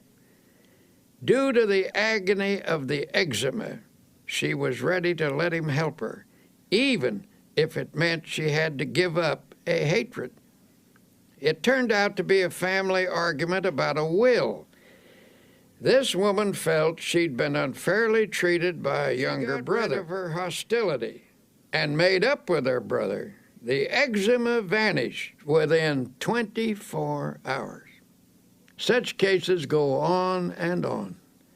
When people allow their emotions to get the better of them, their body responds by breaking down in small or sometimes in large and grave ways.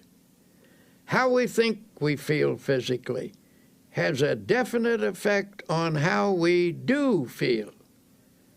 If your mind tells you you're tired or ill, the nerves and the muscles accept that as a fact. On the other hand, if you convince yourself that you feel refreshed and healthy, energy and well-being can also be generated. The body is designed to produce all the energy you need over an amazingly long period of time. To have good health, a person must take reasonable care of his body with proper diet, exercise, sleep, and so on. To complete the prescription, a well-balanced emotional life is also necessary. When body, mind, and spirit work harmoniously, energy is continuously replaced. The longer I live, the more I'm convinced that neither age nor circumstance needs to deprive us of energy and vitality. If you are feeling under par, I recommend that you do a very scrupulous self-analysis. Honestly ask yourself if you're harboring any ill will or resentment or grudges, and if so, cast them out. Every day and every night of your life, these feelings eat away at you. Emotional ills sap your energy, reduce your efficiency, cause poor health, and of course, they steal your chances for happiness. And yet some people still think that when the Bible tells us not to hate or get angry, it is theoretical advice. The Bible is not theoretical. It is our greatest book of wisdom.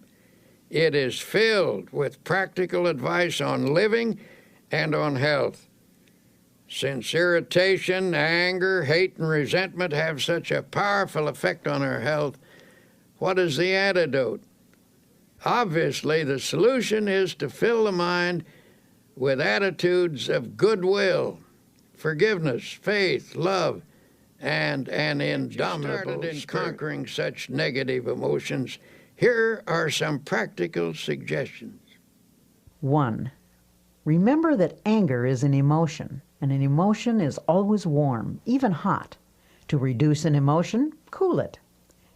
We all know that when a person gets angry, hands clench, the voice rises stridently, muscles tense, the body becomes rigid. Physically, you become poised to fight with adrenaline shooting through your body. To counter this reaction, deliberately oppose the heat of this emotion with coolness. Freeze it out. Use your will to keep your hands from clenching by holding your fingers out straight. Deliberately reduce the tone of your voice. Bring it down to a whisper. Slump in a chair or even lie down if possible. Remember, it's difficult to argue in a whisper or even get mad while lying down. At the moment, it may be a bit hard to pray, but try it anyway. At least conjure up a picture of God in your mind and try to think of Him angry as you are. You can't do it, and the effort will serve to puncture your hostility. Instead of counting to 10 when you feel anger mounting, try the first 10 words of the Our Father. Our Father, who art in heaven, hallowed be thy name. Say that 10 times and your anger will lose its power. Anger is an emotion which is sometimes the accumulation of many minor irritations. These irritations, each rather small, gather force as one is added to another, finally bursting forth in a fury. To dry up the tiny drops that feed the great river of anger, make a list of everything that irritates you, no matter how inconsequential it may seem. Then make each separate irritation a special object of prayer. Get a victory over each, one at a time. Instead of destroying all of your consolidated anger, use prayer to snip away at each annoyance. When a situation occurs in which your feelings are hurt, get it straightened out as quickly as possible. Don't brood over it. Do something about it. Don't allow yourself to sulk or indulge in self-pity or mope around with resentful thoughts. If your feelings are hurt, see if you can talk to the person you're having trouble with. Try to resolve the situation right away so the incident doesn't get distorted or out of proportion. Put some spiritual iodine on the hurt by saying a prayer of love and forgiveness. Allow the grievance to drain out of your mind. Go to someone you trust and pour it out until not a vestige of it remains within you. Then pray for people who hurt your feelings. Continue this until you feel the malice fading away. You may have to pray for quite a while to get this result. Say this little prayer. May the love of God fill my heart. Then add this line. May the love of God for that person who has hurt me flood my soul. Pray this and mean it. Take the advice of Jesus literally when he said to forgive 70 times 7. That comes to 490 times. Before you have forgiven a person that many times, you will be free of resentment. Worry can have a devastating effect on your physical and emotional health. It stifles the flow of creative power and cripples the ability to act with confidence and clarity. But there is a remedy for overcoming fear. Here is Dr. Peale. Reduced to its simplest form, what is worry? Basically, worry is an unhealthy and destructive mental habit. But if you're a worrier, you weren't born with the habit. You acquired it. And like any habit or acquired attitude, you can cast worry from your mind. A famous psychiatrist asserts that anxiety is the great modern plague. Professionals tell us that fear is the most disintegrating enemy of the human personality, that worry is the most subtle and destructive of all human diseases, that thousands of people are ill because of dammed-up anxiety. Because these sufferers are unable to expel their anxieties, they've turned their problems inward, causing many forms of ill health. The destructive quality of worry is indicated by the word itself, which is derived from an old Anglo-Saxon word meaning to choke. If someone were to put his fingers around your throat and press hard, cutting off the flow of air and blood, it would be a dramatic demonstration of what you do to yourself by long-held and habitual worry. The worrier, so it seems, is not likely to live as long as the person who learns to overcome his worries. A study of some 450 people who lived to be 100 years of age found that the following reasons contributed to their long and contented lives. 1, they kept busy. 2, they used moderation in all things. 3, they ate lightly and simply. 4, they got a great deal of fun out of life. 5, they were early to bed and early to rise. 6, they were free from worry and fear, especially the fear of death. 7, they had serene minds and faith in God. Have you ever heard a person say, "I'm almost sick with worry," and then add with a laugh, "But I guess worry never really makes you ill"? But that is where they are wrong. Worry can make you ill. The problem is we worry not only with our minds, but with our hearts, brains, and every other part of ourselves. No matter what the cause of worry and fear, its effect can be noted in the cells, tissues, and organs. But don't be discouraged. There is a remedy that will bring you sure relief. You can overcome your worries. The first step is simply believing you can. For whatever you believe you can do, with God's help, you can do. Here, then, is a practical procedure which will help to eliminate abnormal worry from your daily life. Practice emptying the mind daily. This is a suggestion I will repeat over and over again. for it is of utmost importance. To avoid retaining worries in your mind while you sleep, this mental catharsis should be done preferably before retiring at night. The last 5 minutes before going to sleep are of extraordinary importance, for in that brief period the mind is most receptive to suggestion. It tends to absorb the last ideas that are entertained in the waking state. Then while you sleep, thoughts sink into the subconscious.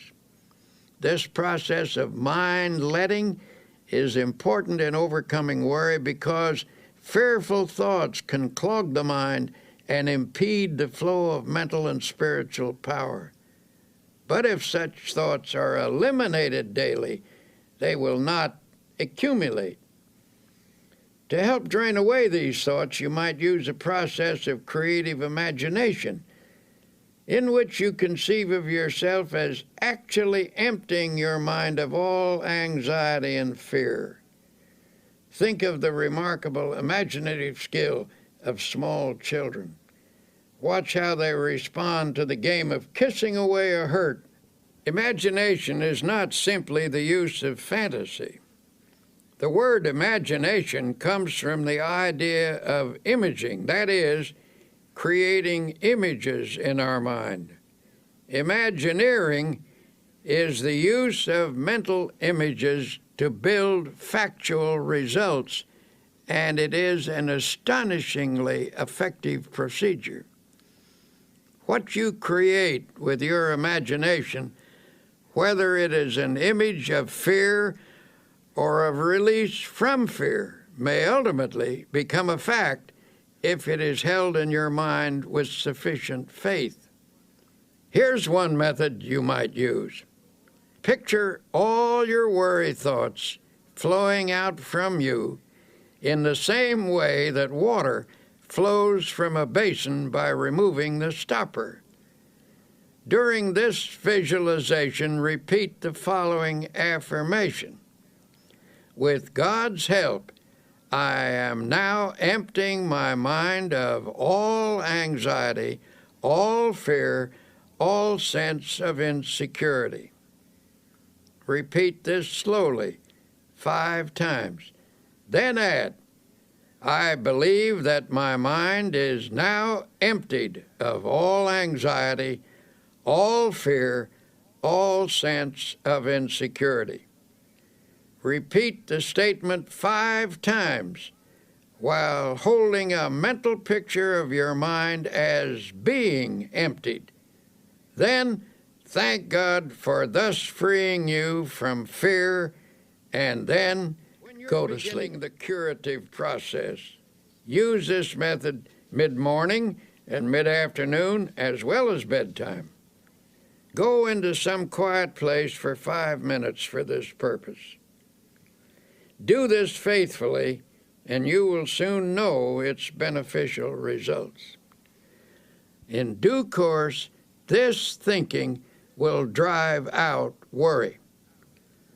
I cannot emphasize enough the importance of freeing your mind from worry and fear. Fear something over a long period of time, and there is a real possibility that you may actually help bring it to pass. The Bible contains a line which is one of the most terrible statements ever made, terrible in its truth. It's this, for the thing which I greatly feared is come upon me. Of course it will. For if you fear something continuously, you tend to create conditions in your mind that encourage its development. Faith is the one power against which fear cannot stand. Master faith, and you will automatically master fear. As the Bible also suggests, that which I have greatly believed has come upon me. In many different ways, the Bible tells us that if we have faith, nothing is impossible. So if you shift your mind from fear to faith, You will stop creating the object of your fear and will instead create the object of your faith. In the campaign against the worry habit, here's a useful strategy. The vast tree of worry which has grown up in your personality over long years can best be handled by making it as small as possible. First, snip off the little worries and expressions of worry. For example, reduce the number of worry words in your conversation. Words may be the result of worry, but they also create worry.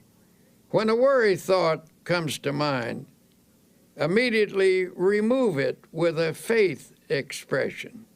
For example, instead of saying, "I'm worried that I will miss the train," put the worry out of your mind with a prayer and get started a little earlier.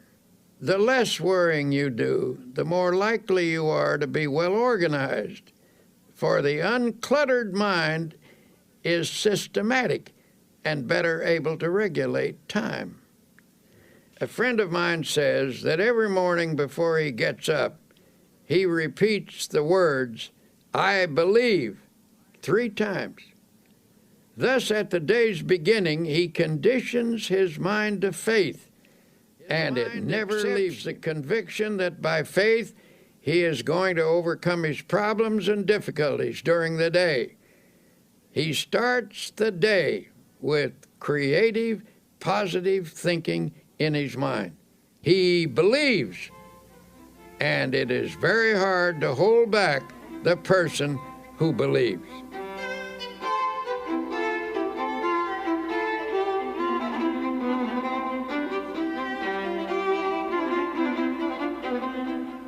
Many people fail to overcome troubles such as worry because they allow a problem to seem complicated. It can be very useful to attack the problem with some simple technique, something that dramatizes your war against worry I've seen was developed by a man who was once a tremendous worrier. At one point, he was worrying himself into a bad state of nerves and ill health. He suffered from continual doubt about whether or not he had done or said the right thing. He was always rehashing his decisions and getting unnerved about them. I suggested that he ought to work out some simple method that would help him drop the day completely when it was over and go ahead into the future. One day, I noticed that his state of mind was improving, and I commented on it. "Oh, yes," he said, "I finally got the secret, and it has worked amazingly well." He asked me to drop into his office sometime during the close of the day, and he would show me how he had broken the worry habit. One evening I did, and he explained that he'd worked out a little ritual to perform every night before leaving his office. We picked up our hats and coats and started toward the door. By the door stood a wastebasket, and above it on the wall was a calendar. You could see only one date at a time, and that date was in large print. He said, "Now I will perform my evening ritual, the one that has helped me break the worry habit." He reached up and tore off the calendar page for that day. He rolled it into a small ball, and I watched with fascination as his fingers slowly opened and he dropped that day into the wastebasket. He then closed his eyes and his lips moved. Upon finishing his prayer, he said, "Amen. Okay, the day is over. Come on, let's go out and enjoy ourselves." As we walked down the street, I asked, "Would you mind telling me what you said in that prayer?" He laughed and said, "I don't think it is your kind of prayer." "Well, I pray something like this: Lord, you gave me this day. I didn't ask for it, but I was glad to have it. I did the best I could with it, and you helped me, and I thank you. I made some mistakes. That was when I didn't follow your advice, and I'm sorry about that. Forgive me. But I had some victories and some successes too, and I'm very grateful for your guidance. But now, Lord, mistakes or successes, victories or defeats, the day is over, and I'm through with it. So I'm giving it back to you.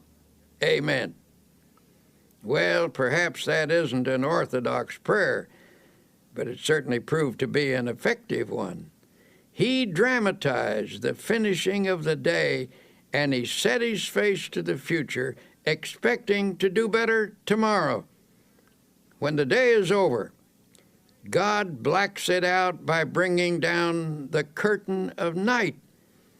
This man cooperated with God's method, and his past mistakes and failures gradually lost their hold on him. He was released from the worries that accumulated from his yesterdays. His anti-worry formula is also described in these words from the Bible.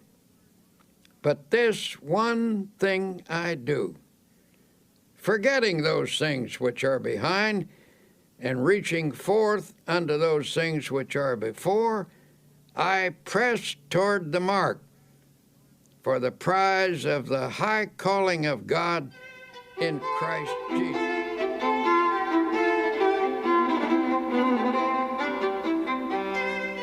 To help you break the worry habit, here are some practical suggestions you can start using right away. 1. Say to yourself, worry is a very bad mental habit. I can change any habit with God's help. 2. You can become free of worry by practicing the opposite and stronger habit of faith. With all the strength and perseverance you can command, start practicing faith. 3. How do you practice faith? Here's a good way to begin. First thing every morning before you rise, say out loud, I believe.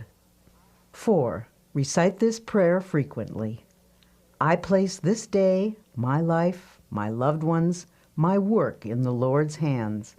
There is no harm in the Lord's hands, only good. Whatever happens, whatever results, if I am in the Lord's hands, it is His will, and it is good. 5. Practice saying something positive about everything.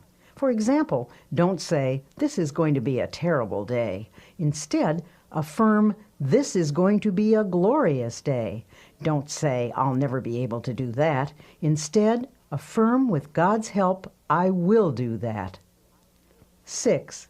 Shoot an injection of faith into all your conversations. A group of people talking pessimistically can infect every person in the group with negative feelings. But by talking up rather than down, you can drive off that depressing atmosphere and make everyone feel hopeful.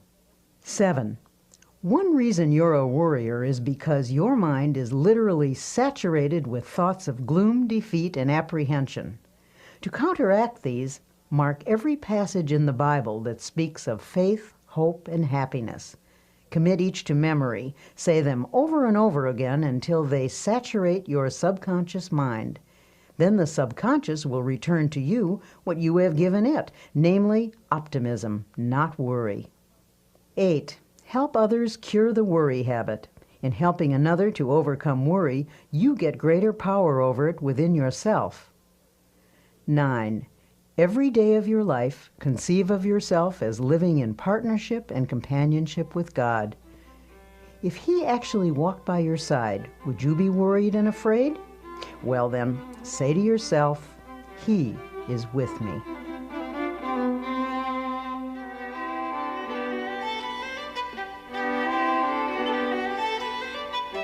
For most people, happiness is perhaps the most precious commodity in the world, and yet, all too often, it eludes us. In this segment called Create Your Own Happiness, you'll discover why happiness is really a state of mind. Once I met a man who absolutely bubbled over with radiant happiness. When I asked him his secret, he said, "Why, it's just as plain as the nose on your face. When I get up in the morning, I realize I have two choices, either to be happy or unhappy. And what do you think I do? I just choose to be happy, and that's all there is to it. Now, that may seem a superficial response, but I recall that Abraham Lincoln, who nobody could accuse of being superficial, said that people were just about as happy as they made their minds up to be. Perhaps the easiest thing in the world to find is a way of being unhappy. Just choose unhappiness. Go around telling yourself that things aren't going well, that nothing is satisfactory, and you can be quite sure of being unhappy. But say to yourself, things are going nicely, life is good, I choose happiness. And you can be quite sure of having your choice. Children are much more adept at finding happiness than most adults. The adult who can carry the spirit of a child into middle and old age is a kind of genius, for he will preserve the truly happy spirit with which God endows the young. The subtlety of Jesus Christ is remarkable, for he tells us that the way to live in this world is to have a childlike heart and mind. In other words, never get old or dull or jaded in spirit. Don't become super sophisticated. A 9-year-old was asked what makes her happy. She listed her playmates, her school, her church, and her family. That list incorporates all the elements that are important in adult life, too. Your friends and associates, your work, your place of worship, and the home circle where you find love. There you have happiness in a nutshell. And the happiest time of your life is in relation to those factors. A few other things that some boys and girls said made them happy.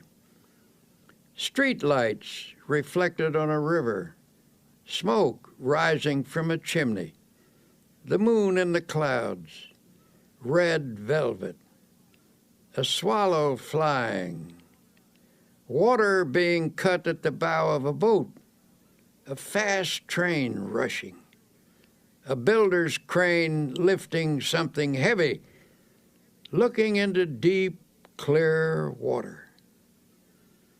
There is something of the most sublime element of the universe expressed in these things.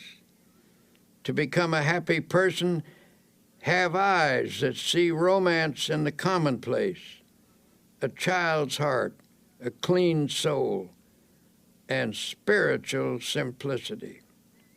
Unfortunately for many people, unhappiness is their most frequent state of mind. But since a fundamental desire of every human being is for that state of existence called happiness, something should be done about all this misery. So many real problems are created by life itself, difficulties over which we have little or no control. It is simply foolish to further create our own. But the truth is, by our thoughts and attitudes, we distill out of the ingredients of life either happiness or unhappiness for ourselves. We can manufacture unhappiness simply by our thinking.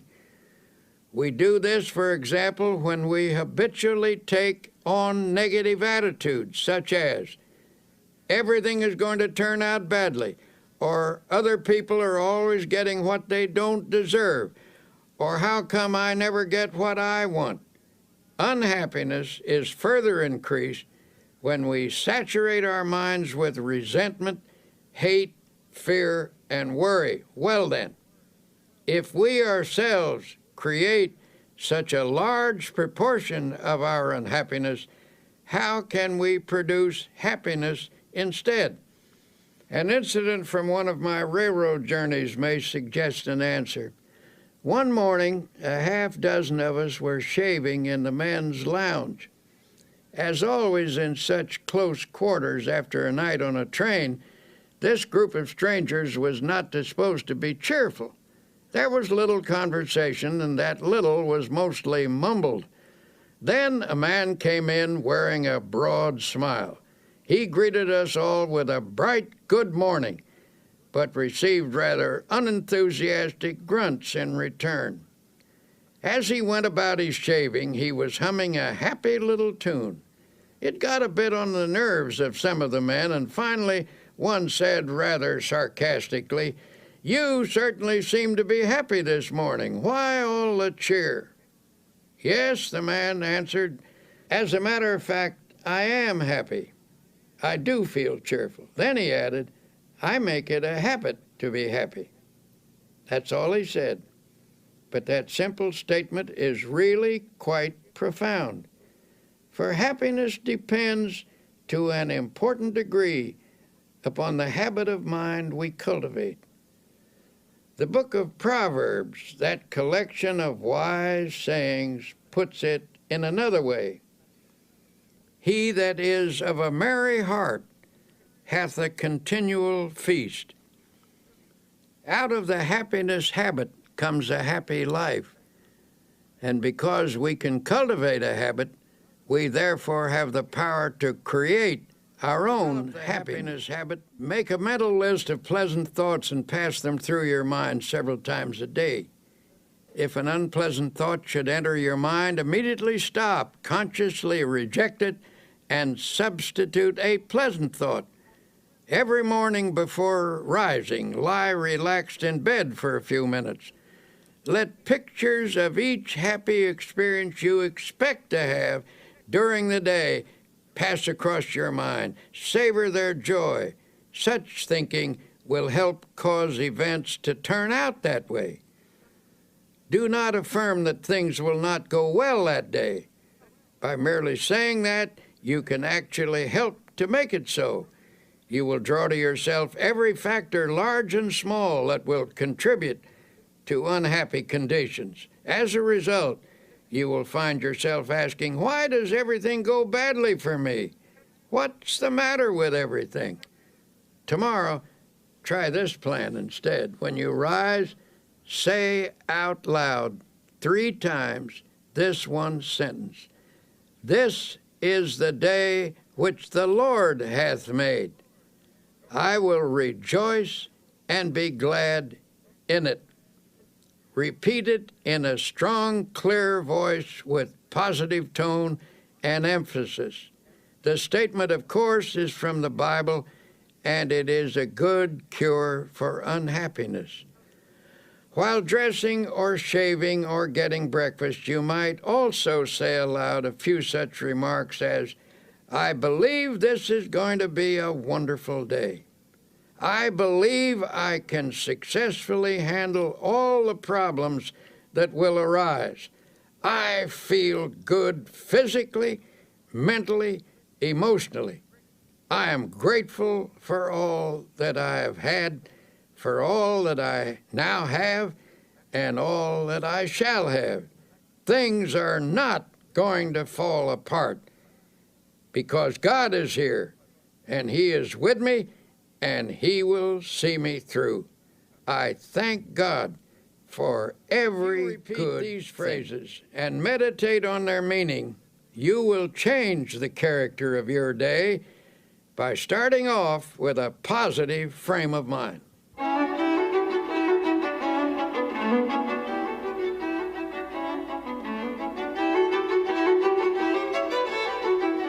And yet it is not enough to practice even such important techniques as these unless throughout the day you also base your actions upon fundamental principles of happy living.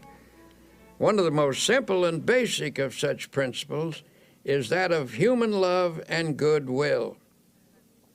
One man who truly knew happiness was a friend of mine named Ralston Young, who was once famous as Red Cap number 42 in New York City's Grand Central Station. This man carried bags for a living, but his real job was living the Spirit of Christ. As he carried a person's suitcase, he tried to share a little Christian fellowship. He carefully watched a customer to see if there was any way he could give them more courage and hope. One day he was asked to take an elderly lady down to her train. As he wheeled her into an elevator, he noticed there were tears in her eyes. He asked the Lord how he could help her, and the Lord gave him an idea. As he wheeled her off the elevator, he said with a smile, "Ma'am, if you don't mind my saying so, that is a mighty pretty hat you're wearing." She looked up at him and said, "Why, thank you. And I might add," he said, "that sure is a pretty dress you have on. I like it so much." This appealed to her, and despite the fact that she wasn't feeling well, she brightened up and asked, "Why in the world did you say those nice things to me? It's very thoughtful of you." "Well," he said, "I saw how unhappy you were. I saw that you were crying, and I just asked the Lord how I could help you. The Lord said, speak to her about her hat. The dress," he added, "was my own idea." When he asked her if she didn't feel well, she told him that she was in constant pain. She asked him, "Do you by any chance know what it means to be in pain all the time?" Ralston had an answer. "Yes, ma'am, I do. A long time ago I lost an eye, and it hurt like a hot iron day and night. But," she said, "you seem to be happy now. How did you do it?" By this time he had her in her seat in the train, and he said, "Prayer, ma'am, just by prayer." Softly she asked, "Does prayer, just prayer, take your pain away?" "Well," answered Ralston, "perhaps it doesn't always take it away. I can't say that it does, but it always helps to overcome it so it doesn't seem like it hurts so much. Just keep on praying, ma'am, and I'll pray for you too." Her tears were dried now, and she looked up at him with a smile, took him by the hand, and said, "You've done me so much good." A year passed, and one night at the station a young woman came to see Ralston. She said, "I bring you a message from the dead. Before she died, my mother told me to find you and to tell you how much you helped her last year when you took her to the train in her wheelchair. She will always remember you, even in eternity, for you were so kind and loving and understanding." The young woman burst into tears and sobbed in her grief. Ralston stood quietly watching her. Then he said, "Don't cry, Missy. Don't cry. You shouldn't cry.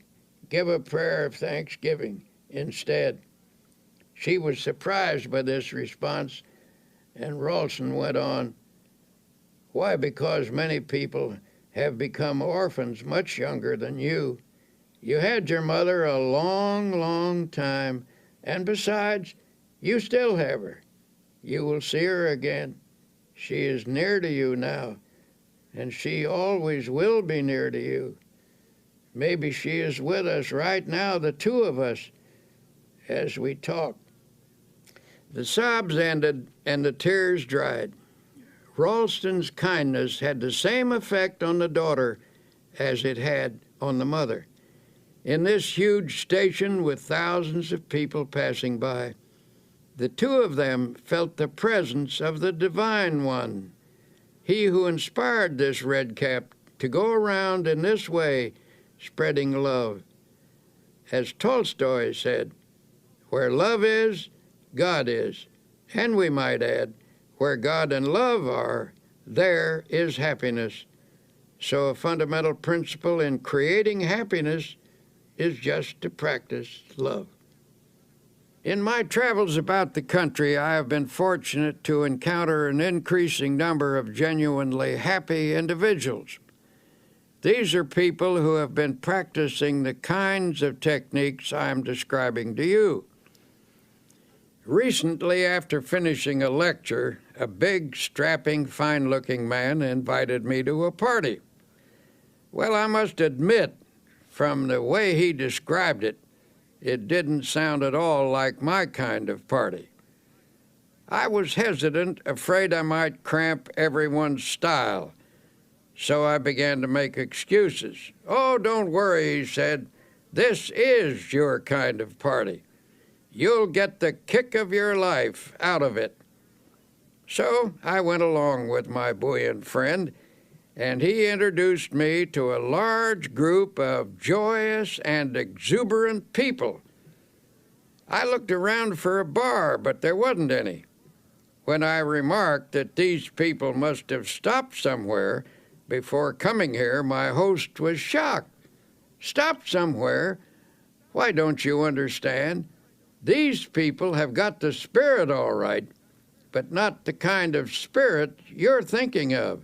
I'm surprised at you.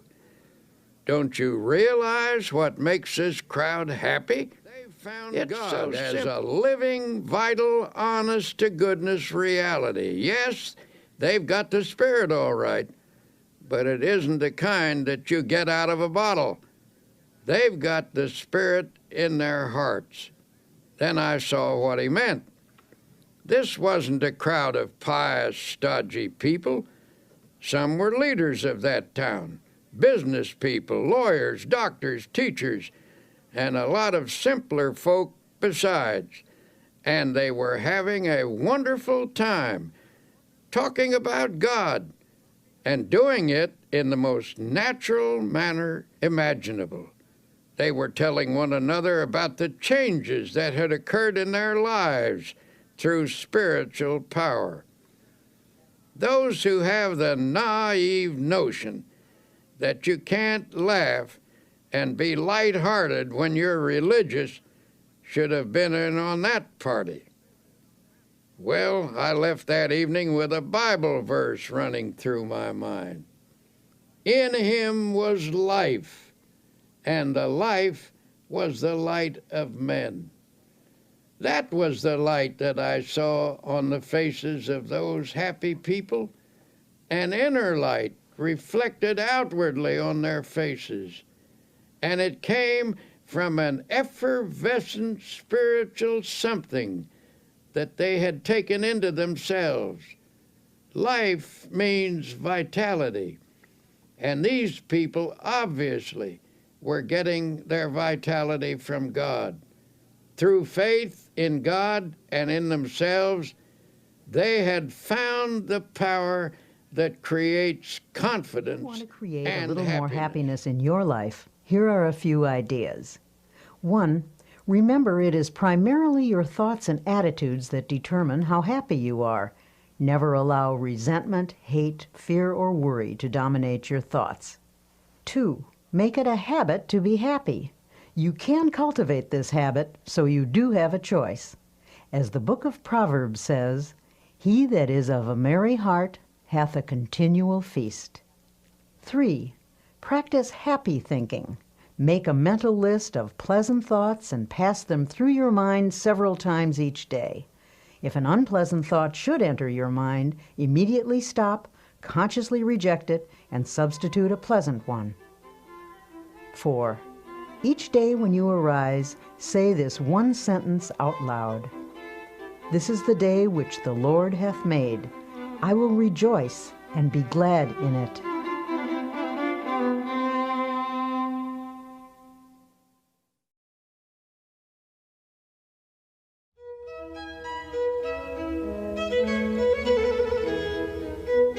We might as well admit it, everyone wants to be liked. William James once said, "One of the deepest drives of human nature is the desire to be appreciated. The longing to be liked, to be held in esteem, to be a person whom others seek out is fundamental in all of us." On this side, you'll discover how to enjoy easy, natural, and pleasing relationships with others, how to be somebody you'd like to know. A poll was taken among some high school students, asking them what they most desired. By overwhelming majority, the students answered that they wanted to be popular. Older people have this same urge. Indeed, it is doubtful if anyone ever outlives the desire to be highly regarded or to have the affection of friends and associates. The feeling of not being wanted or needed is one of the most devastating of all human emotions. Being needed by others is absolutely necessary for emotional stability and happiness. Yet it is sad to realize how many people suffer from a sense of isolation. I was at a luncheon once when a young doctor rushed in to take his place at the table. He looked frazzled as he sat down with a weary sigh. If only the telephone would stop ringing, he complained. I can't get anywhere because people call me all the time. I wish I could put a silencer on that phone. An elderly doctor at the table spoke up. I know how you feel. I used to feel that way myself. But you should be thankful the phone does ring. Be glad people want and need you. Then he added pathetically, nobody ever calls me anymore. I would like to hear the telephone ring again. Nobody wants me, and nobody needs me. I'm a has-been. The feeling of not being wanted or needed can produce frustration, illness, and even aging. It is not only a sad way to live, but it is damaging to the human psyche. If you're feeling useless, for your own sake, do something about it. Try getting out of yourself for a while. Stop feeling sorry for yourself and find a way instead to provide a service for someone else. Think about people who are less fortunate than you who need help. Volunteer for a worthwhile cause. Not only will you find the esteem we all need, but others will greatly benefit Ironic, by but what people you who give. deliberately strive to be popular often fail in the attempt. Popularity sought purely for its own sake can be a superficial goal which encourages superficial results. On the other hand, we all know someone who has that extra something, a magnetism that comes from inner confidence. Without even trying, these people never seem to lack for friends. Before we begin talking about ways to improve your relationships, let me warn you that no one, no matter how terrific, is liked by everyone. It's a curious quirk in human nature, but there are certain people with whom we simply don't click. Even the Bible recognizes this fact about human nature, for it says, if it be possible, as much as lieth in you, live peaceably with all men. The Bible is a very realistic book. It knows people, their infinite possibilities, as well as their imperfections. The Bible advised the disciples that they should do their best to get along with the people in the villages they visited. But if they still couldn't do so, after trying sincerely, they were to shake off the very dust of the village from their feet.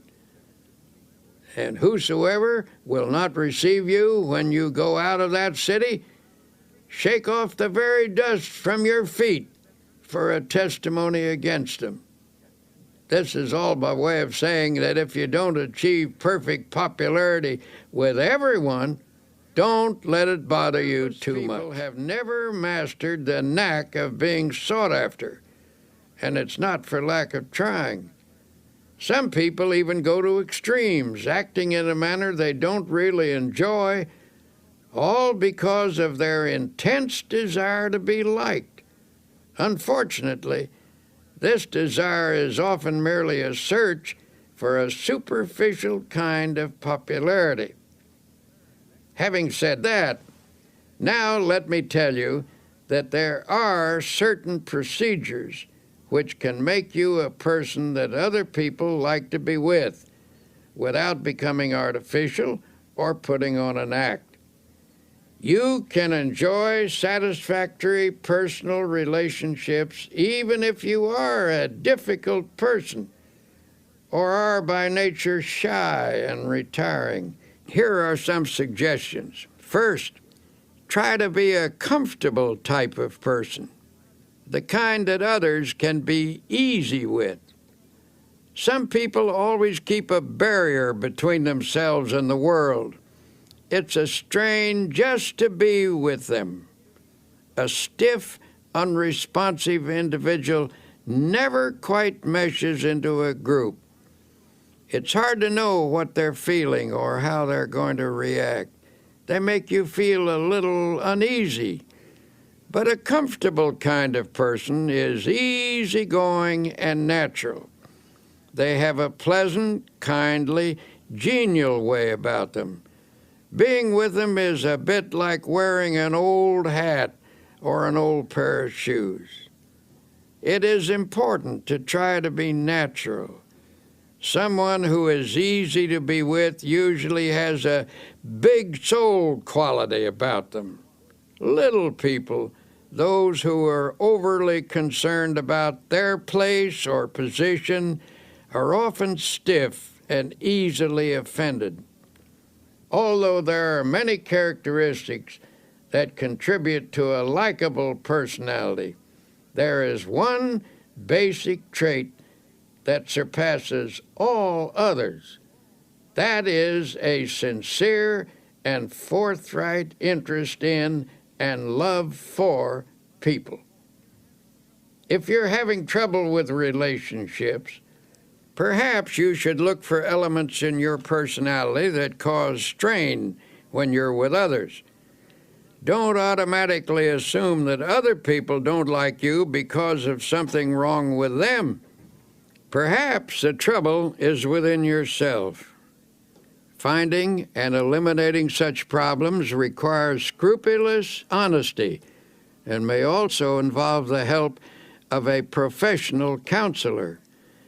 The scratchy elements of your personality may be qualities you've acquired over the years.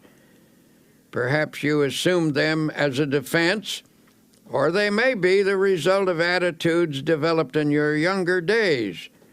Regardless of their origin, they can be eliminated. Came to us seeking help for problems with personal relationships. He was about 35 years old, and such an appealing-looking man, it seems surprising that people shouldn't like him. Yet he proceeded to outline an unhappy set of circumstances to illustrate his dismal failure with people. "I do my best," he said. "I've tried to put into practice the rules I've been taught about getting along with people, but I get nowhere with the effort. People just don't like me." After talking with him, the trouble became apparent. His manner of speech conveyed a persistently critical attitude. This attitude was thinly veiled, but still it was there. He had an unattractive way of pursing his lips, which indicated a kind of primness or reproof for everybody, as if he felt just a bit superior and disdainful. "Isn't there some way to change myself so people will like me?" he demanded. "Isn't there some way I can stop unconsciously rubbing people the wrong way?" The young man was decidedly self-centered and egotistical. The person he really liked was himself. Every statement, every attitude was unconsciously measured in terms of how it made him look. He was irritable with people and picked on them in his own mind, though few outward conflicts developed. Inwardly, he was trying to make everyone over to suit himself. Unconsciously, people realized this. In their minds, they erected barriers against him. Since he was being unpleasant to people in his thoughts, it followed that he was less than warm in his behavior.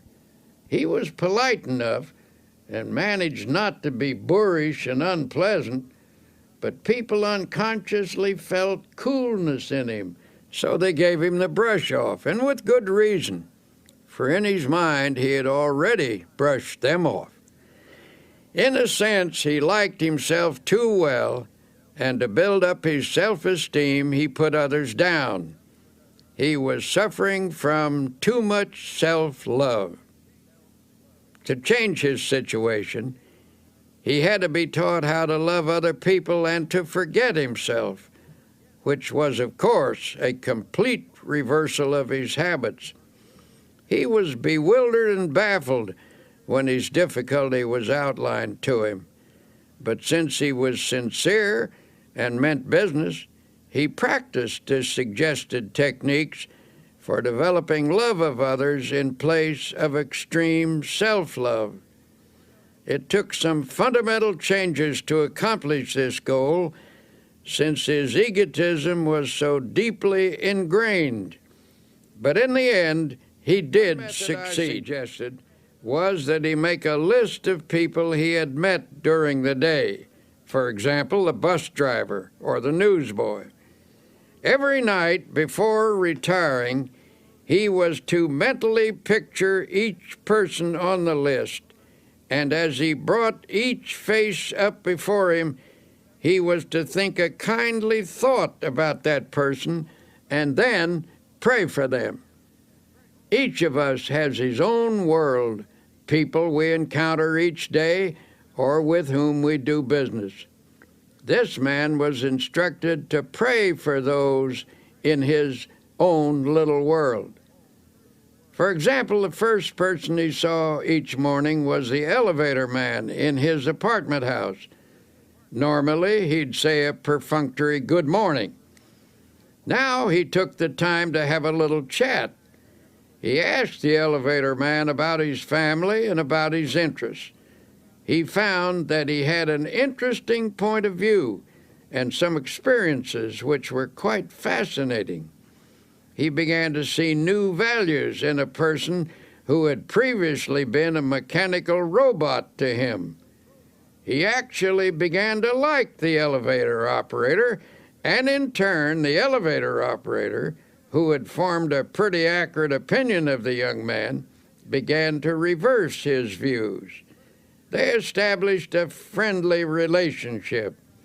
So the process went from person to person on his list.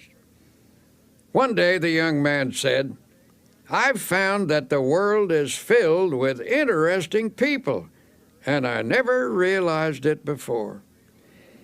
When he made that observation, he proved that he was losing himself. And when he did that, as the Bible so wisely tells us, he found himself. In losing himself, he found himself and lots of new friends besides. People began to like him. Learning to pray for other people is a very important step in this process. When you pray for someone, you tend to lift the relationship to a higher level. The best in other people begins to flow out toward you as your best flows toward them.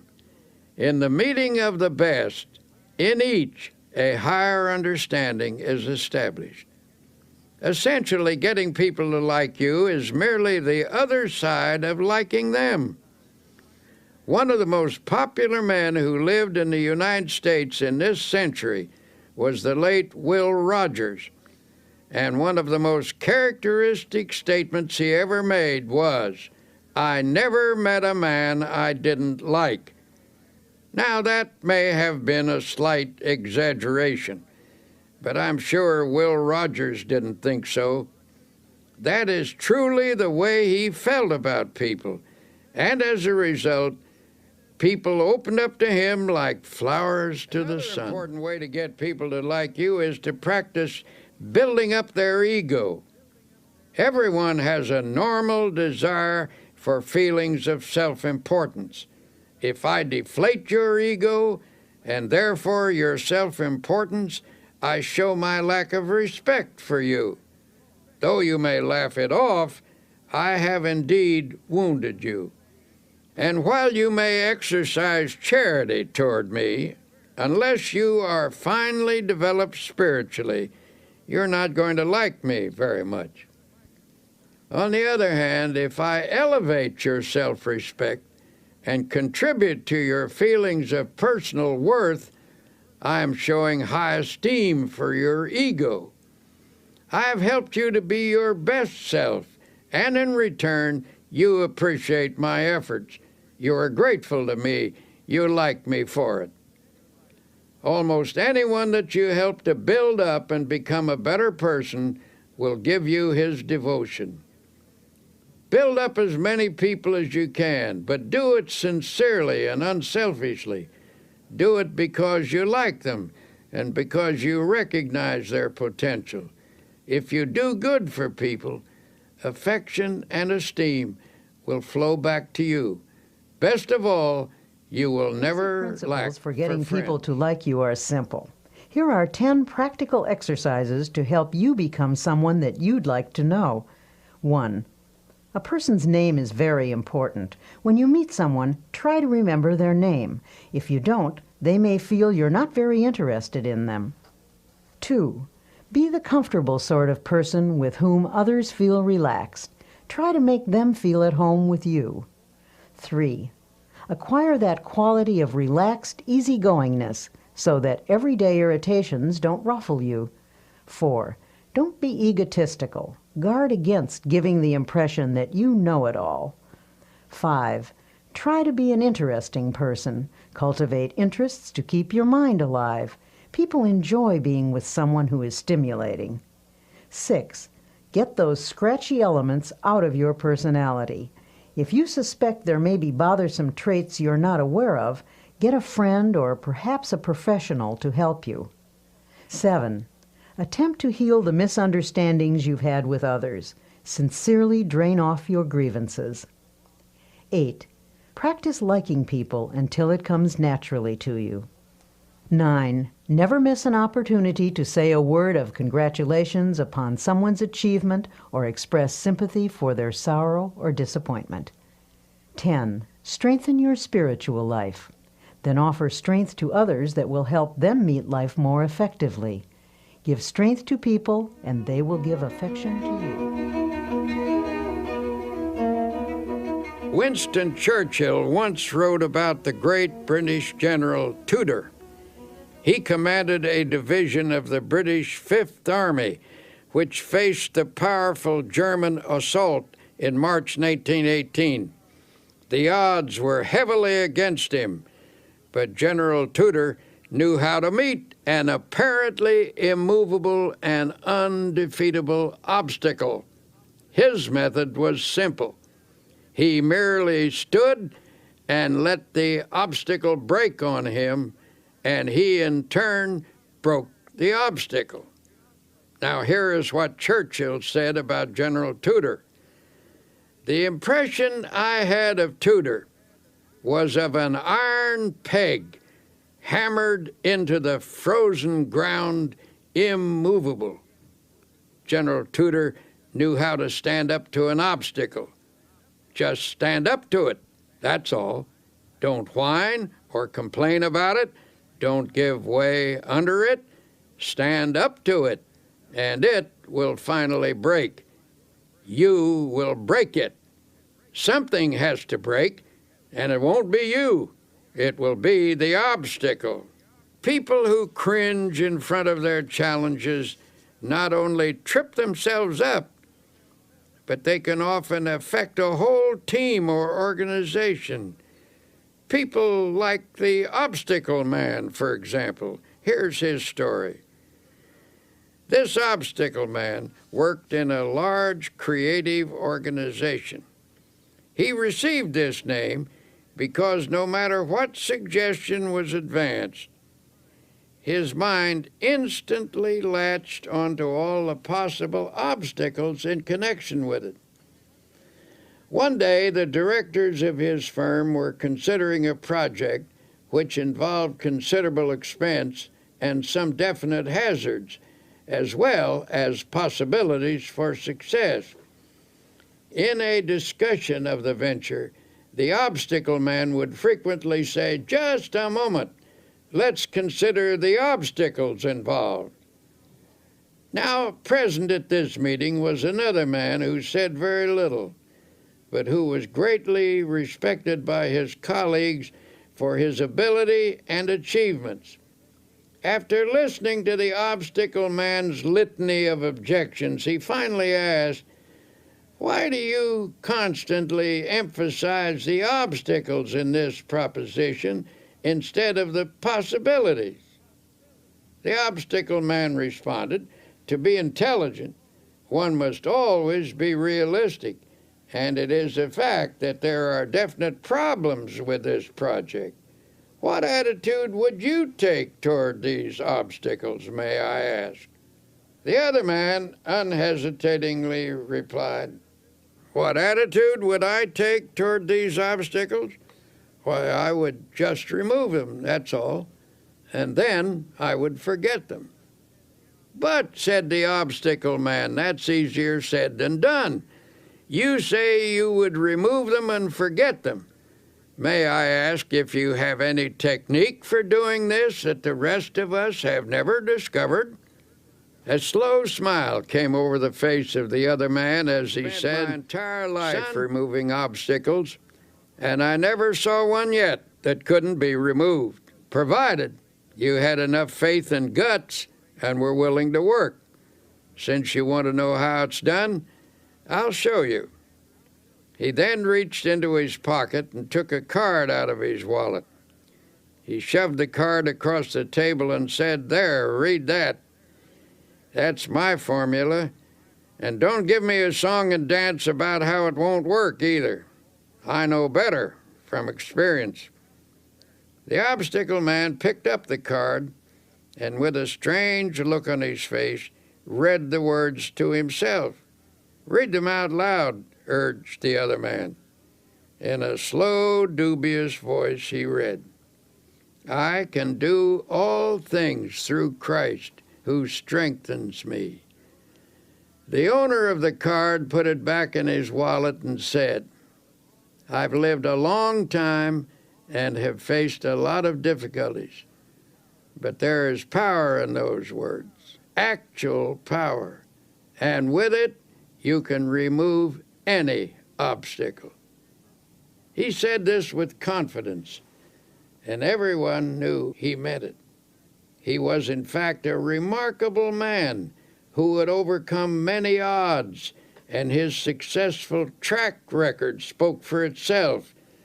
His positive attitude, plus the fact that he was not in any sense holier than thou, made his words convincing to the men around the table. At any rate, there was no more negative talk from the obstacle man or anyone else from then on. The project was put into operation, and despite risks and difficulties, it turned out successfully. Think of the winning mentality that sports champions cultivate. When a game seems to be going against them, they can't let discouragement creep in. They can't let negative thoughts dominate, or they will lose the power to win. To be a champion in your own arena, your mental and spiritual resources must be razor sharp with confidence. Now you may say, "But you don't know my circumstances.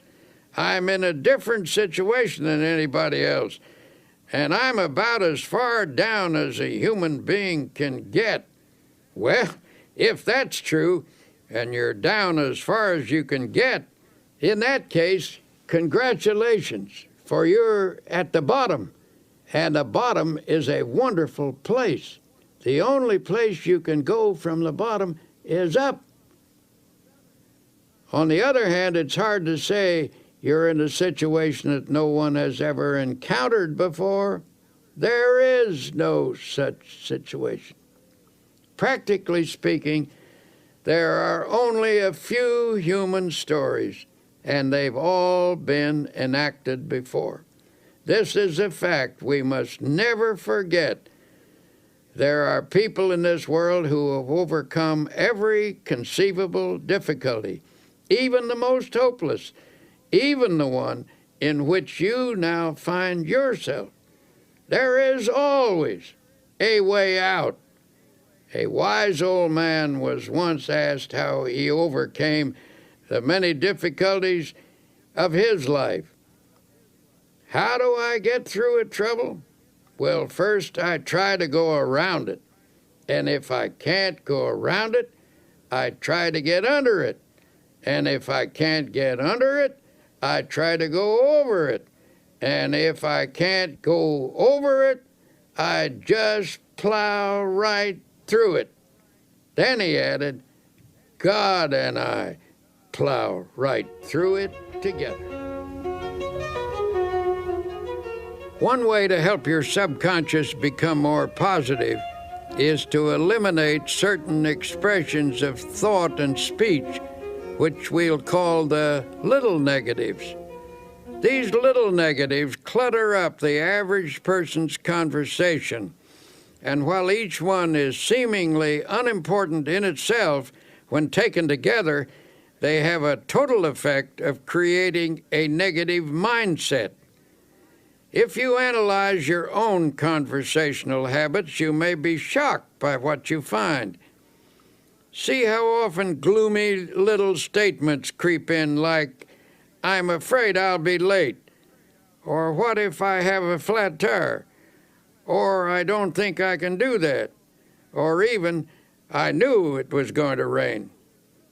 These are little negatives, to be sure, and a big thought is, of course, more powerful than a little one.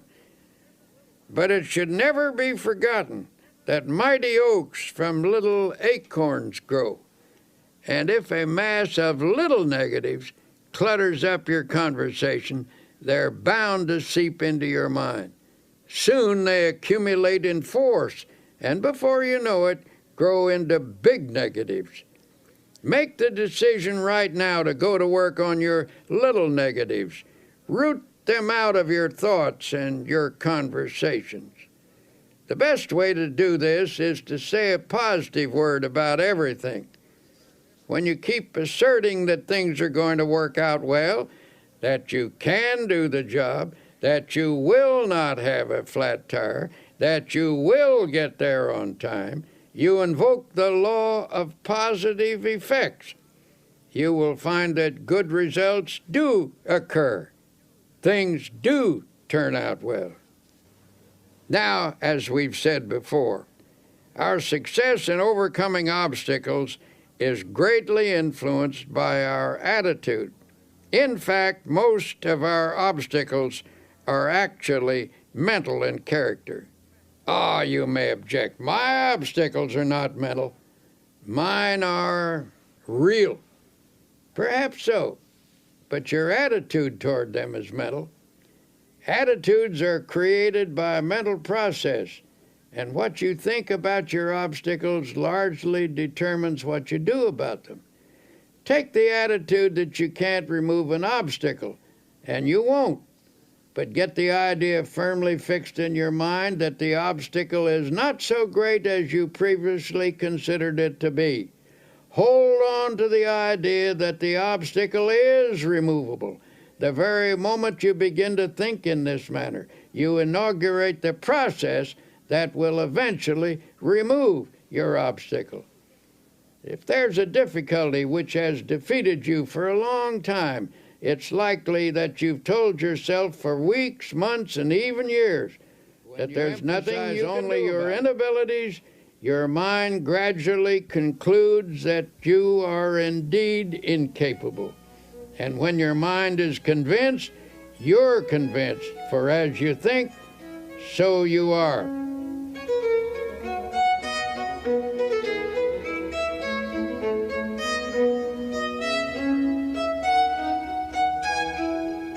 Armed with a new attitude, now take another look at that obstacle that's been bothering you.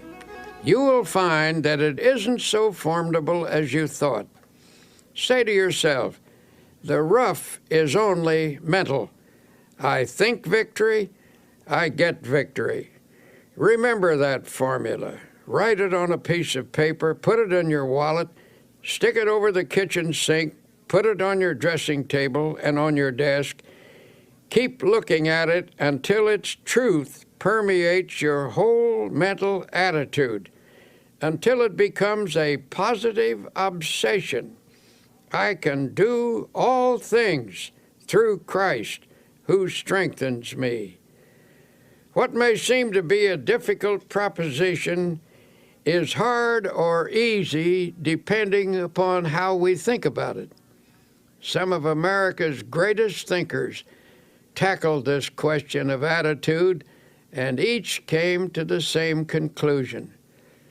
Ralph Waldo Emerson believed that the human personality can be touched with divine power, and through this channel, greatness is released. William James pointed out that the most important factor in any undertaking is one's belief about it. And Henry David Thoreau told us that the secret of achievement is to hold a picture of a successful outcome in mind. I've frequently received letters from people who discovered just how practical the I don't believe in defeat approach can be. One man wrote to relate his father's story.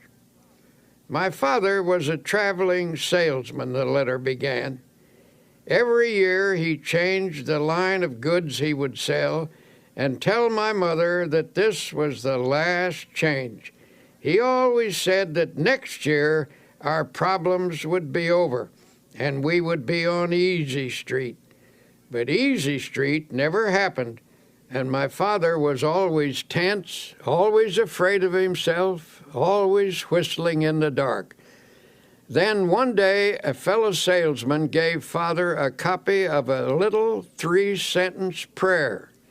He was told to repeat it just before calling on a customer. Father tried it, and the results were almost miraculous. He sold 85% of all the calls he made the first week, and every week after that, the results were wonderful. Some weeks his percentage ran as high as 95, and Father had 16 weeks in which he sold every customer he called on. Father gave this prayer to several other salesmen, and in each case, it brought astounding results. Here is the prayer. I believe I am always divinely guided. I believe I will always take the right turn in the road. I believe God will always make a way where there is no way. Obstacles exist, all right, but even if we don't dream them up, most of the time they're not really as difficult as they seem. It's your attitude that counts. Your attitude which gives obstacles their power or lack of power.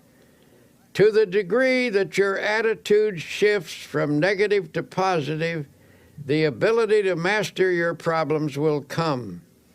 You must believe that Almighty God has instilled in you the power to lift yourself out of the rough by keeping your eye firmly fixed on the source of your power.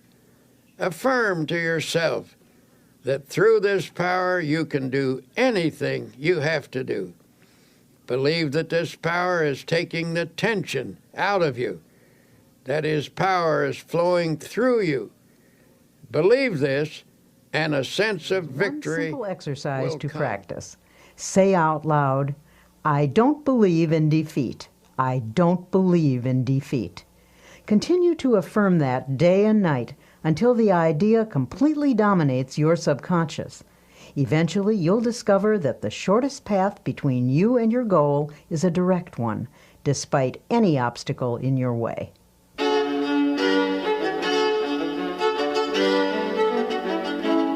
Here you will discover the practical secrets that can lead to a life in which dreams are achieved and expectations are fulfilled. As Dr. Peale says, life cannot deny itself to the person who gives life his all. So, as you listen, keep in mind your most burning desire. Surely there's a way to make it come true. Have you been trained to believe? Are you convinced that you can successfully complete any task you set for yourself?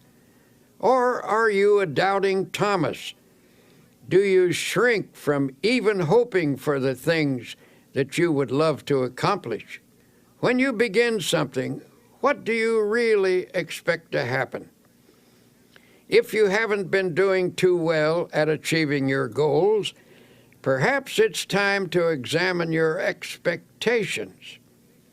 It was William James who said, "Our belief at the beginning of a doubtful undertaking is the one thing that ensures the successful outcome of the venture."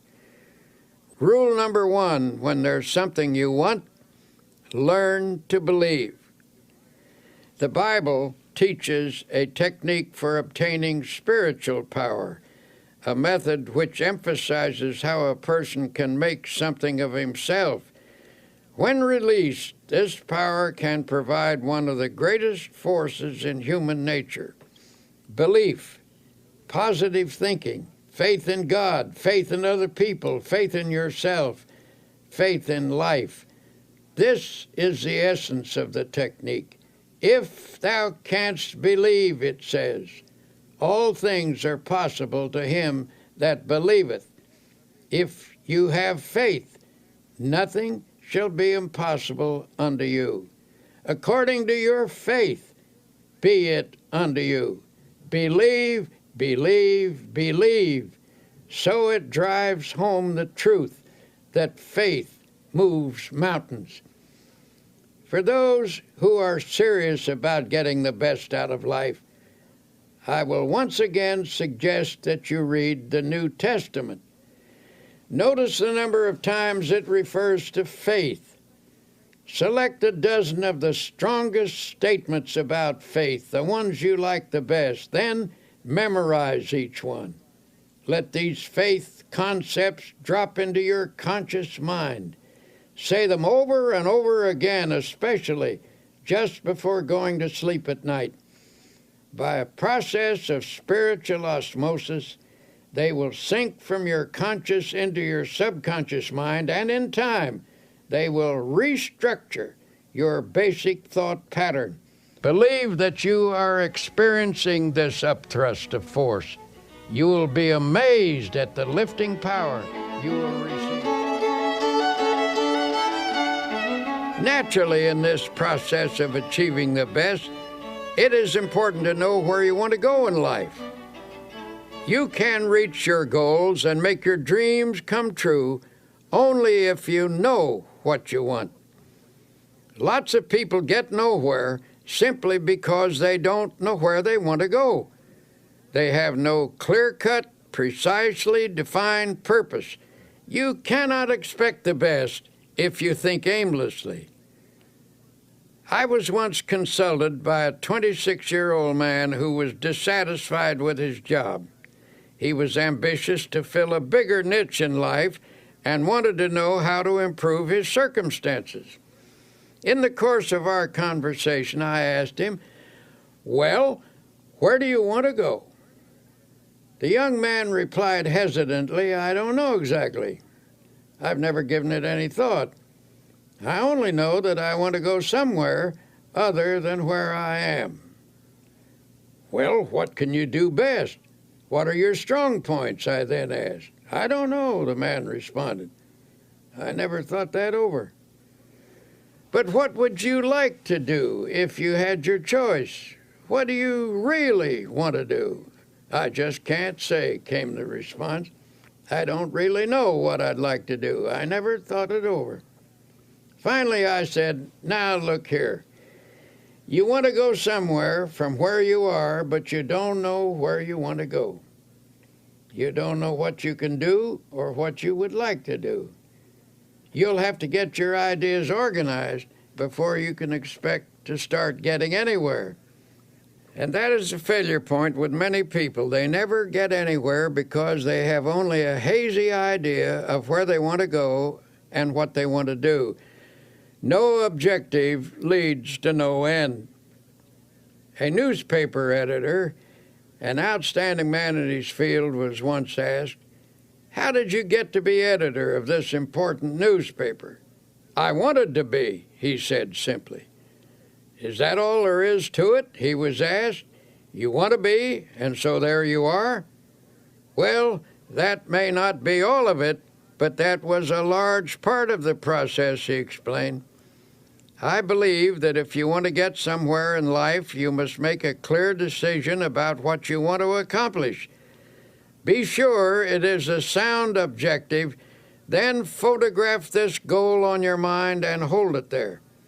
Work hard, believe in it, and the thought will become so powerful it will tend to assure its own success. I've found that there's a deep tendency to become what your mind pictures, provided the objective is sound and you hold the mental picture strongly enough." Then the editor pulled a well-worn card from his wallet and said, "I repeat this quotation every day of my life. It has become my dominating thought." Here is what the card said: "A man who is self-reliant, positive, optimistic, and undertakes his work with the assurance of success magnetizes his condition. He draws to himself the creative powers of the universe." It is indeed a fact that the person who thinks with positive self-reliance and optimism does magnetize his condition, and this releases power to attain a goal. Over and over again, we've seen that what the mind profoundly expects, it tends to receive. Think about that. Perhaps this is because the thing that you expect is what you actually want. Unless you want something deeply enough to create a dynamic atmosphere of positive factors, your desire is likely to elude you. Here is a great law to meditate upon. Faith, power, works wonders. Those 4 words are packed with dynamic and creative force. Hold them in your thoughts.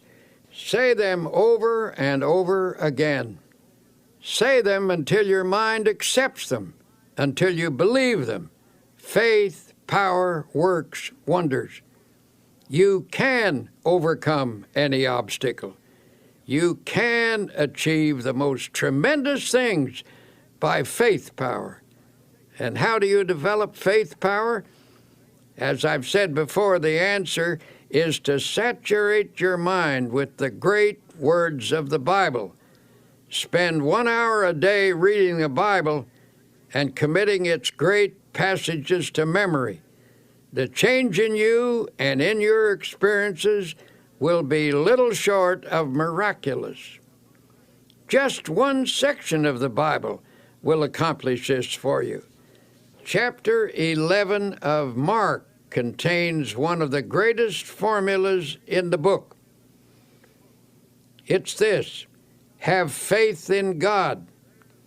For verily I say unto you, that whosoever shall say unto this mountain, Be removed, and be thou cast into the sea, and shall not doubt in his heart, but shall believe that those things which he saith shall come to pass, he shall have whatsoever he saith.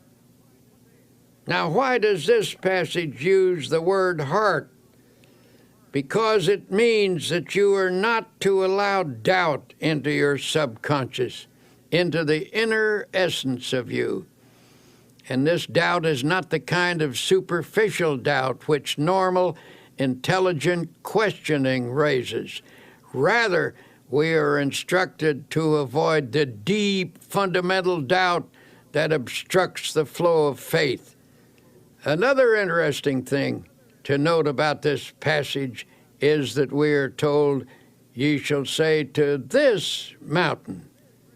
The reason great things don't happen to some people is because they aren't specific enough in their application of faith power. In other words, don't address your efforts to the entire mountain range of all your difficulties.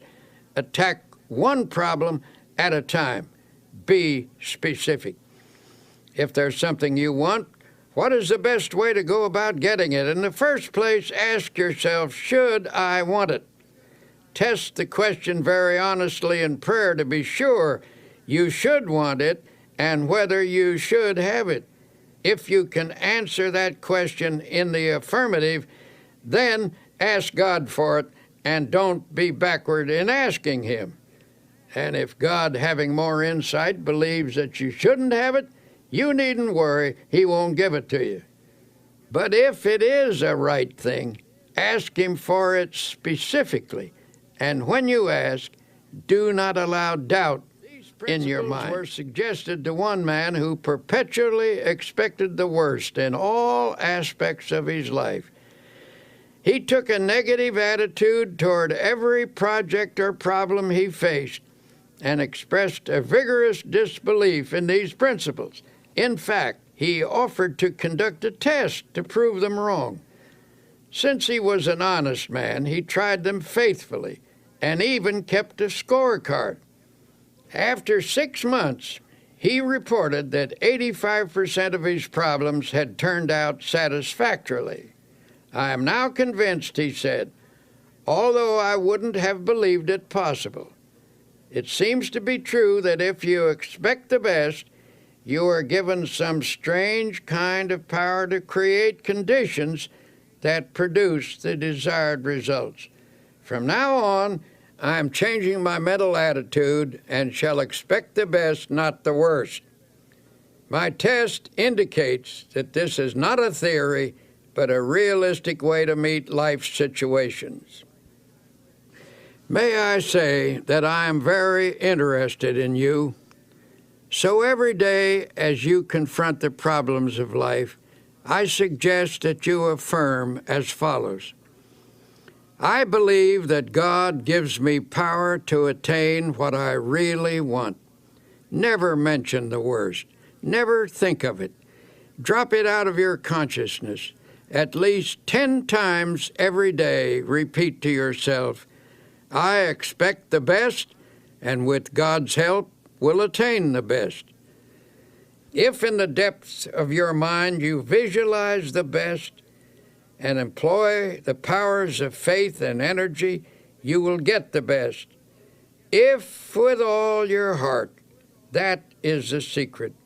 If with all your heart, that is to say, if you reach out creatively toward your heart's desire with your entire personality, your reach will not be in vain.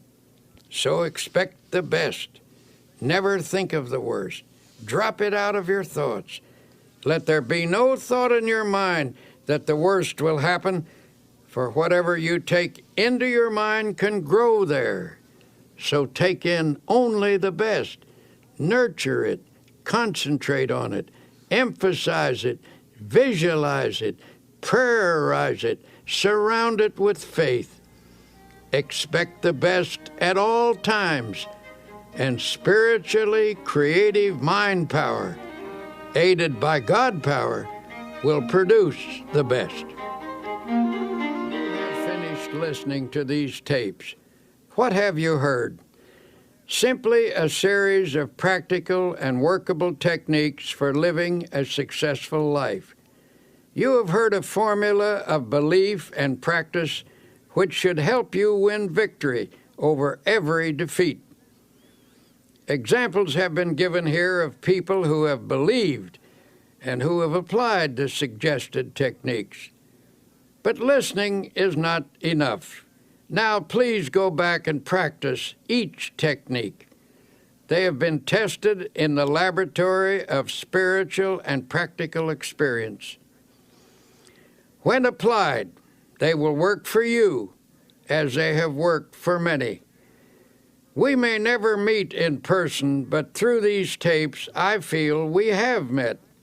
We are friends and partners, so believe and live successfully. Thank you, and best wishes always, Norman Vincent Peale.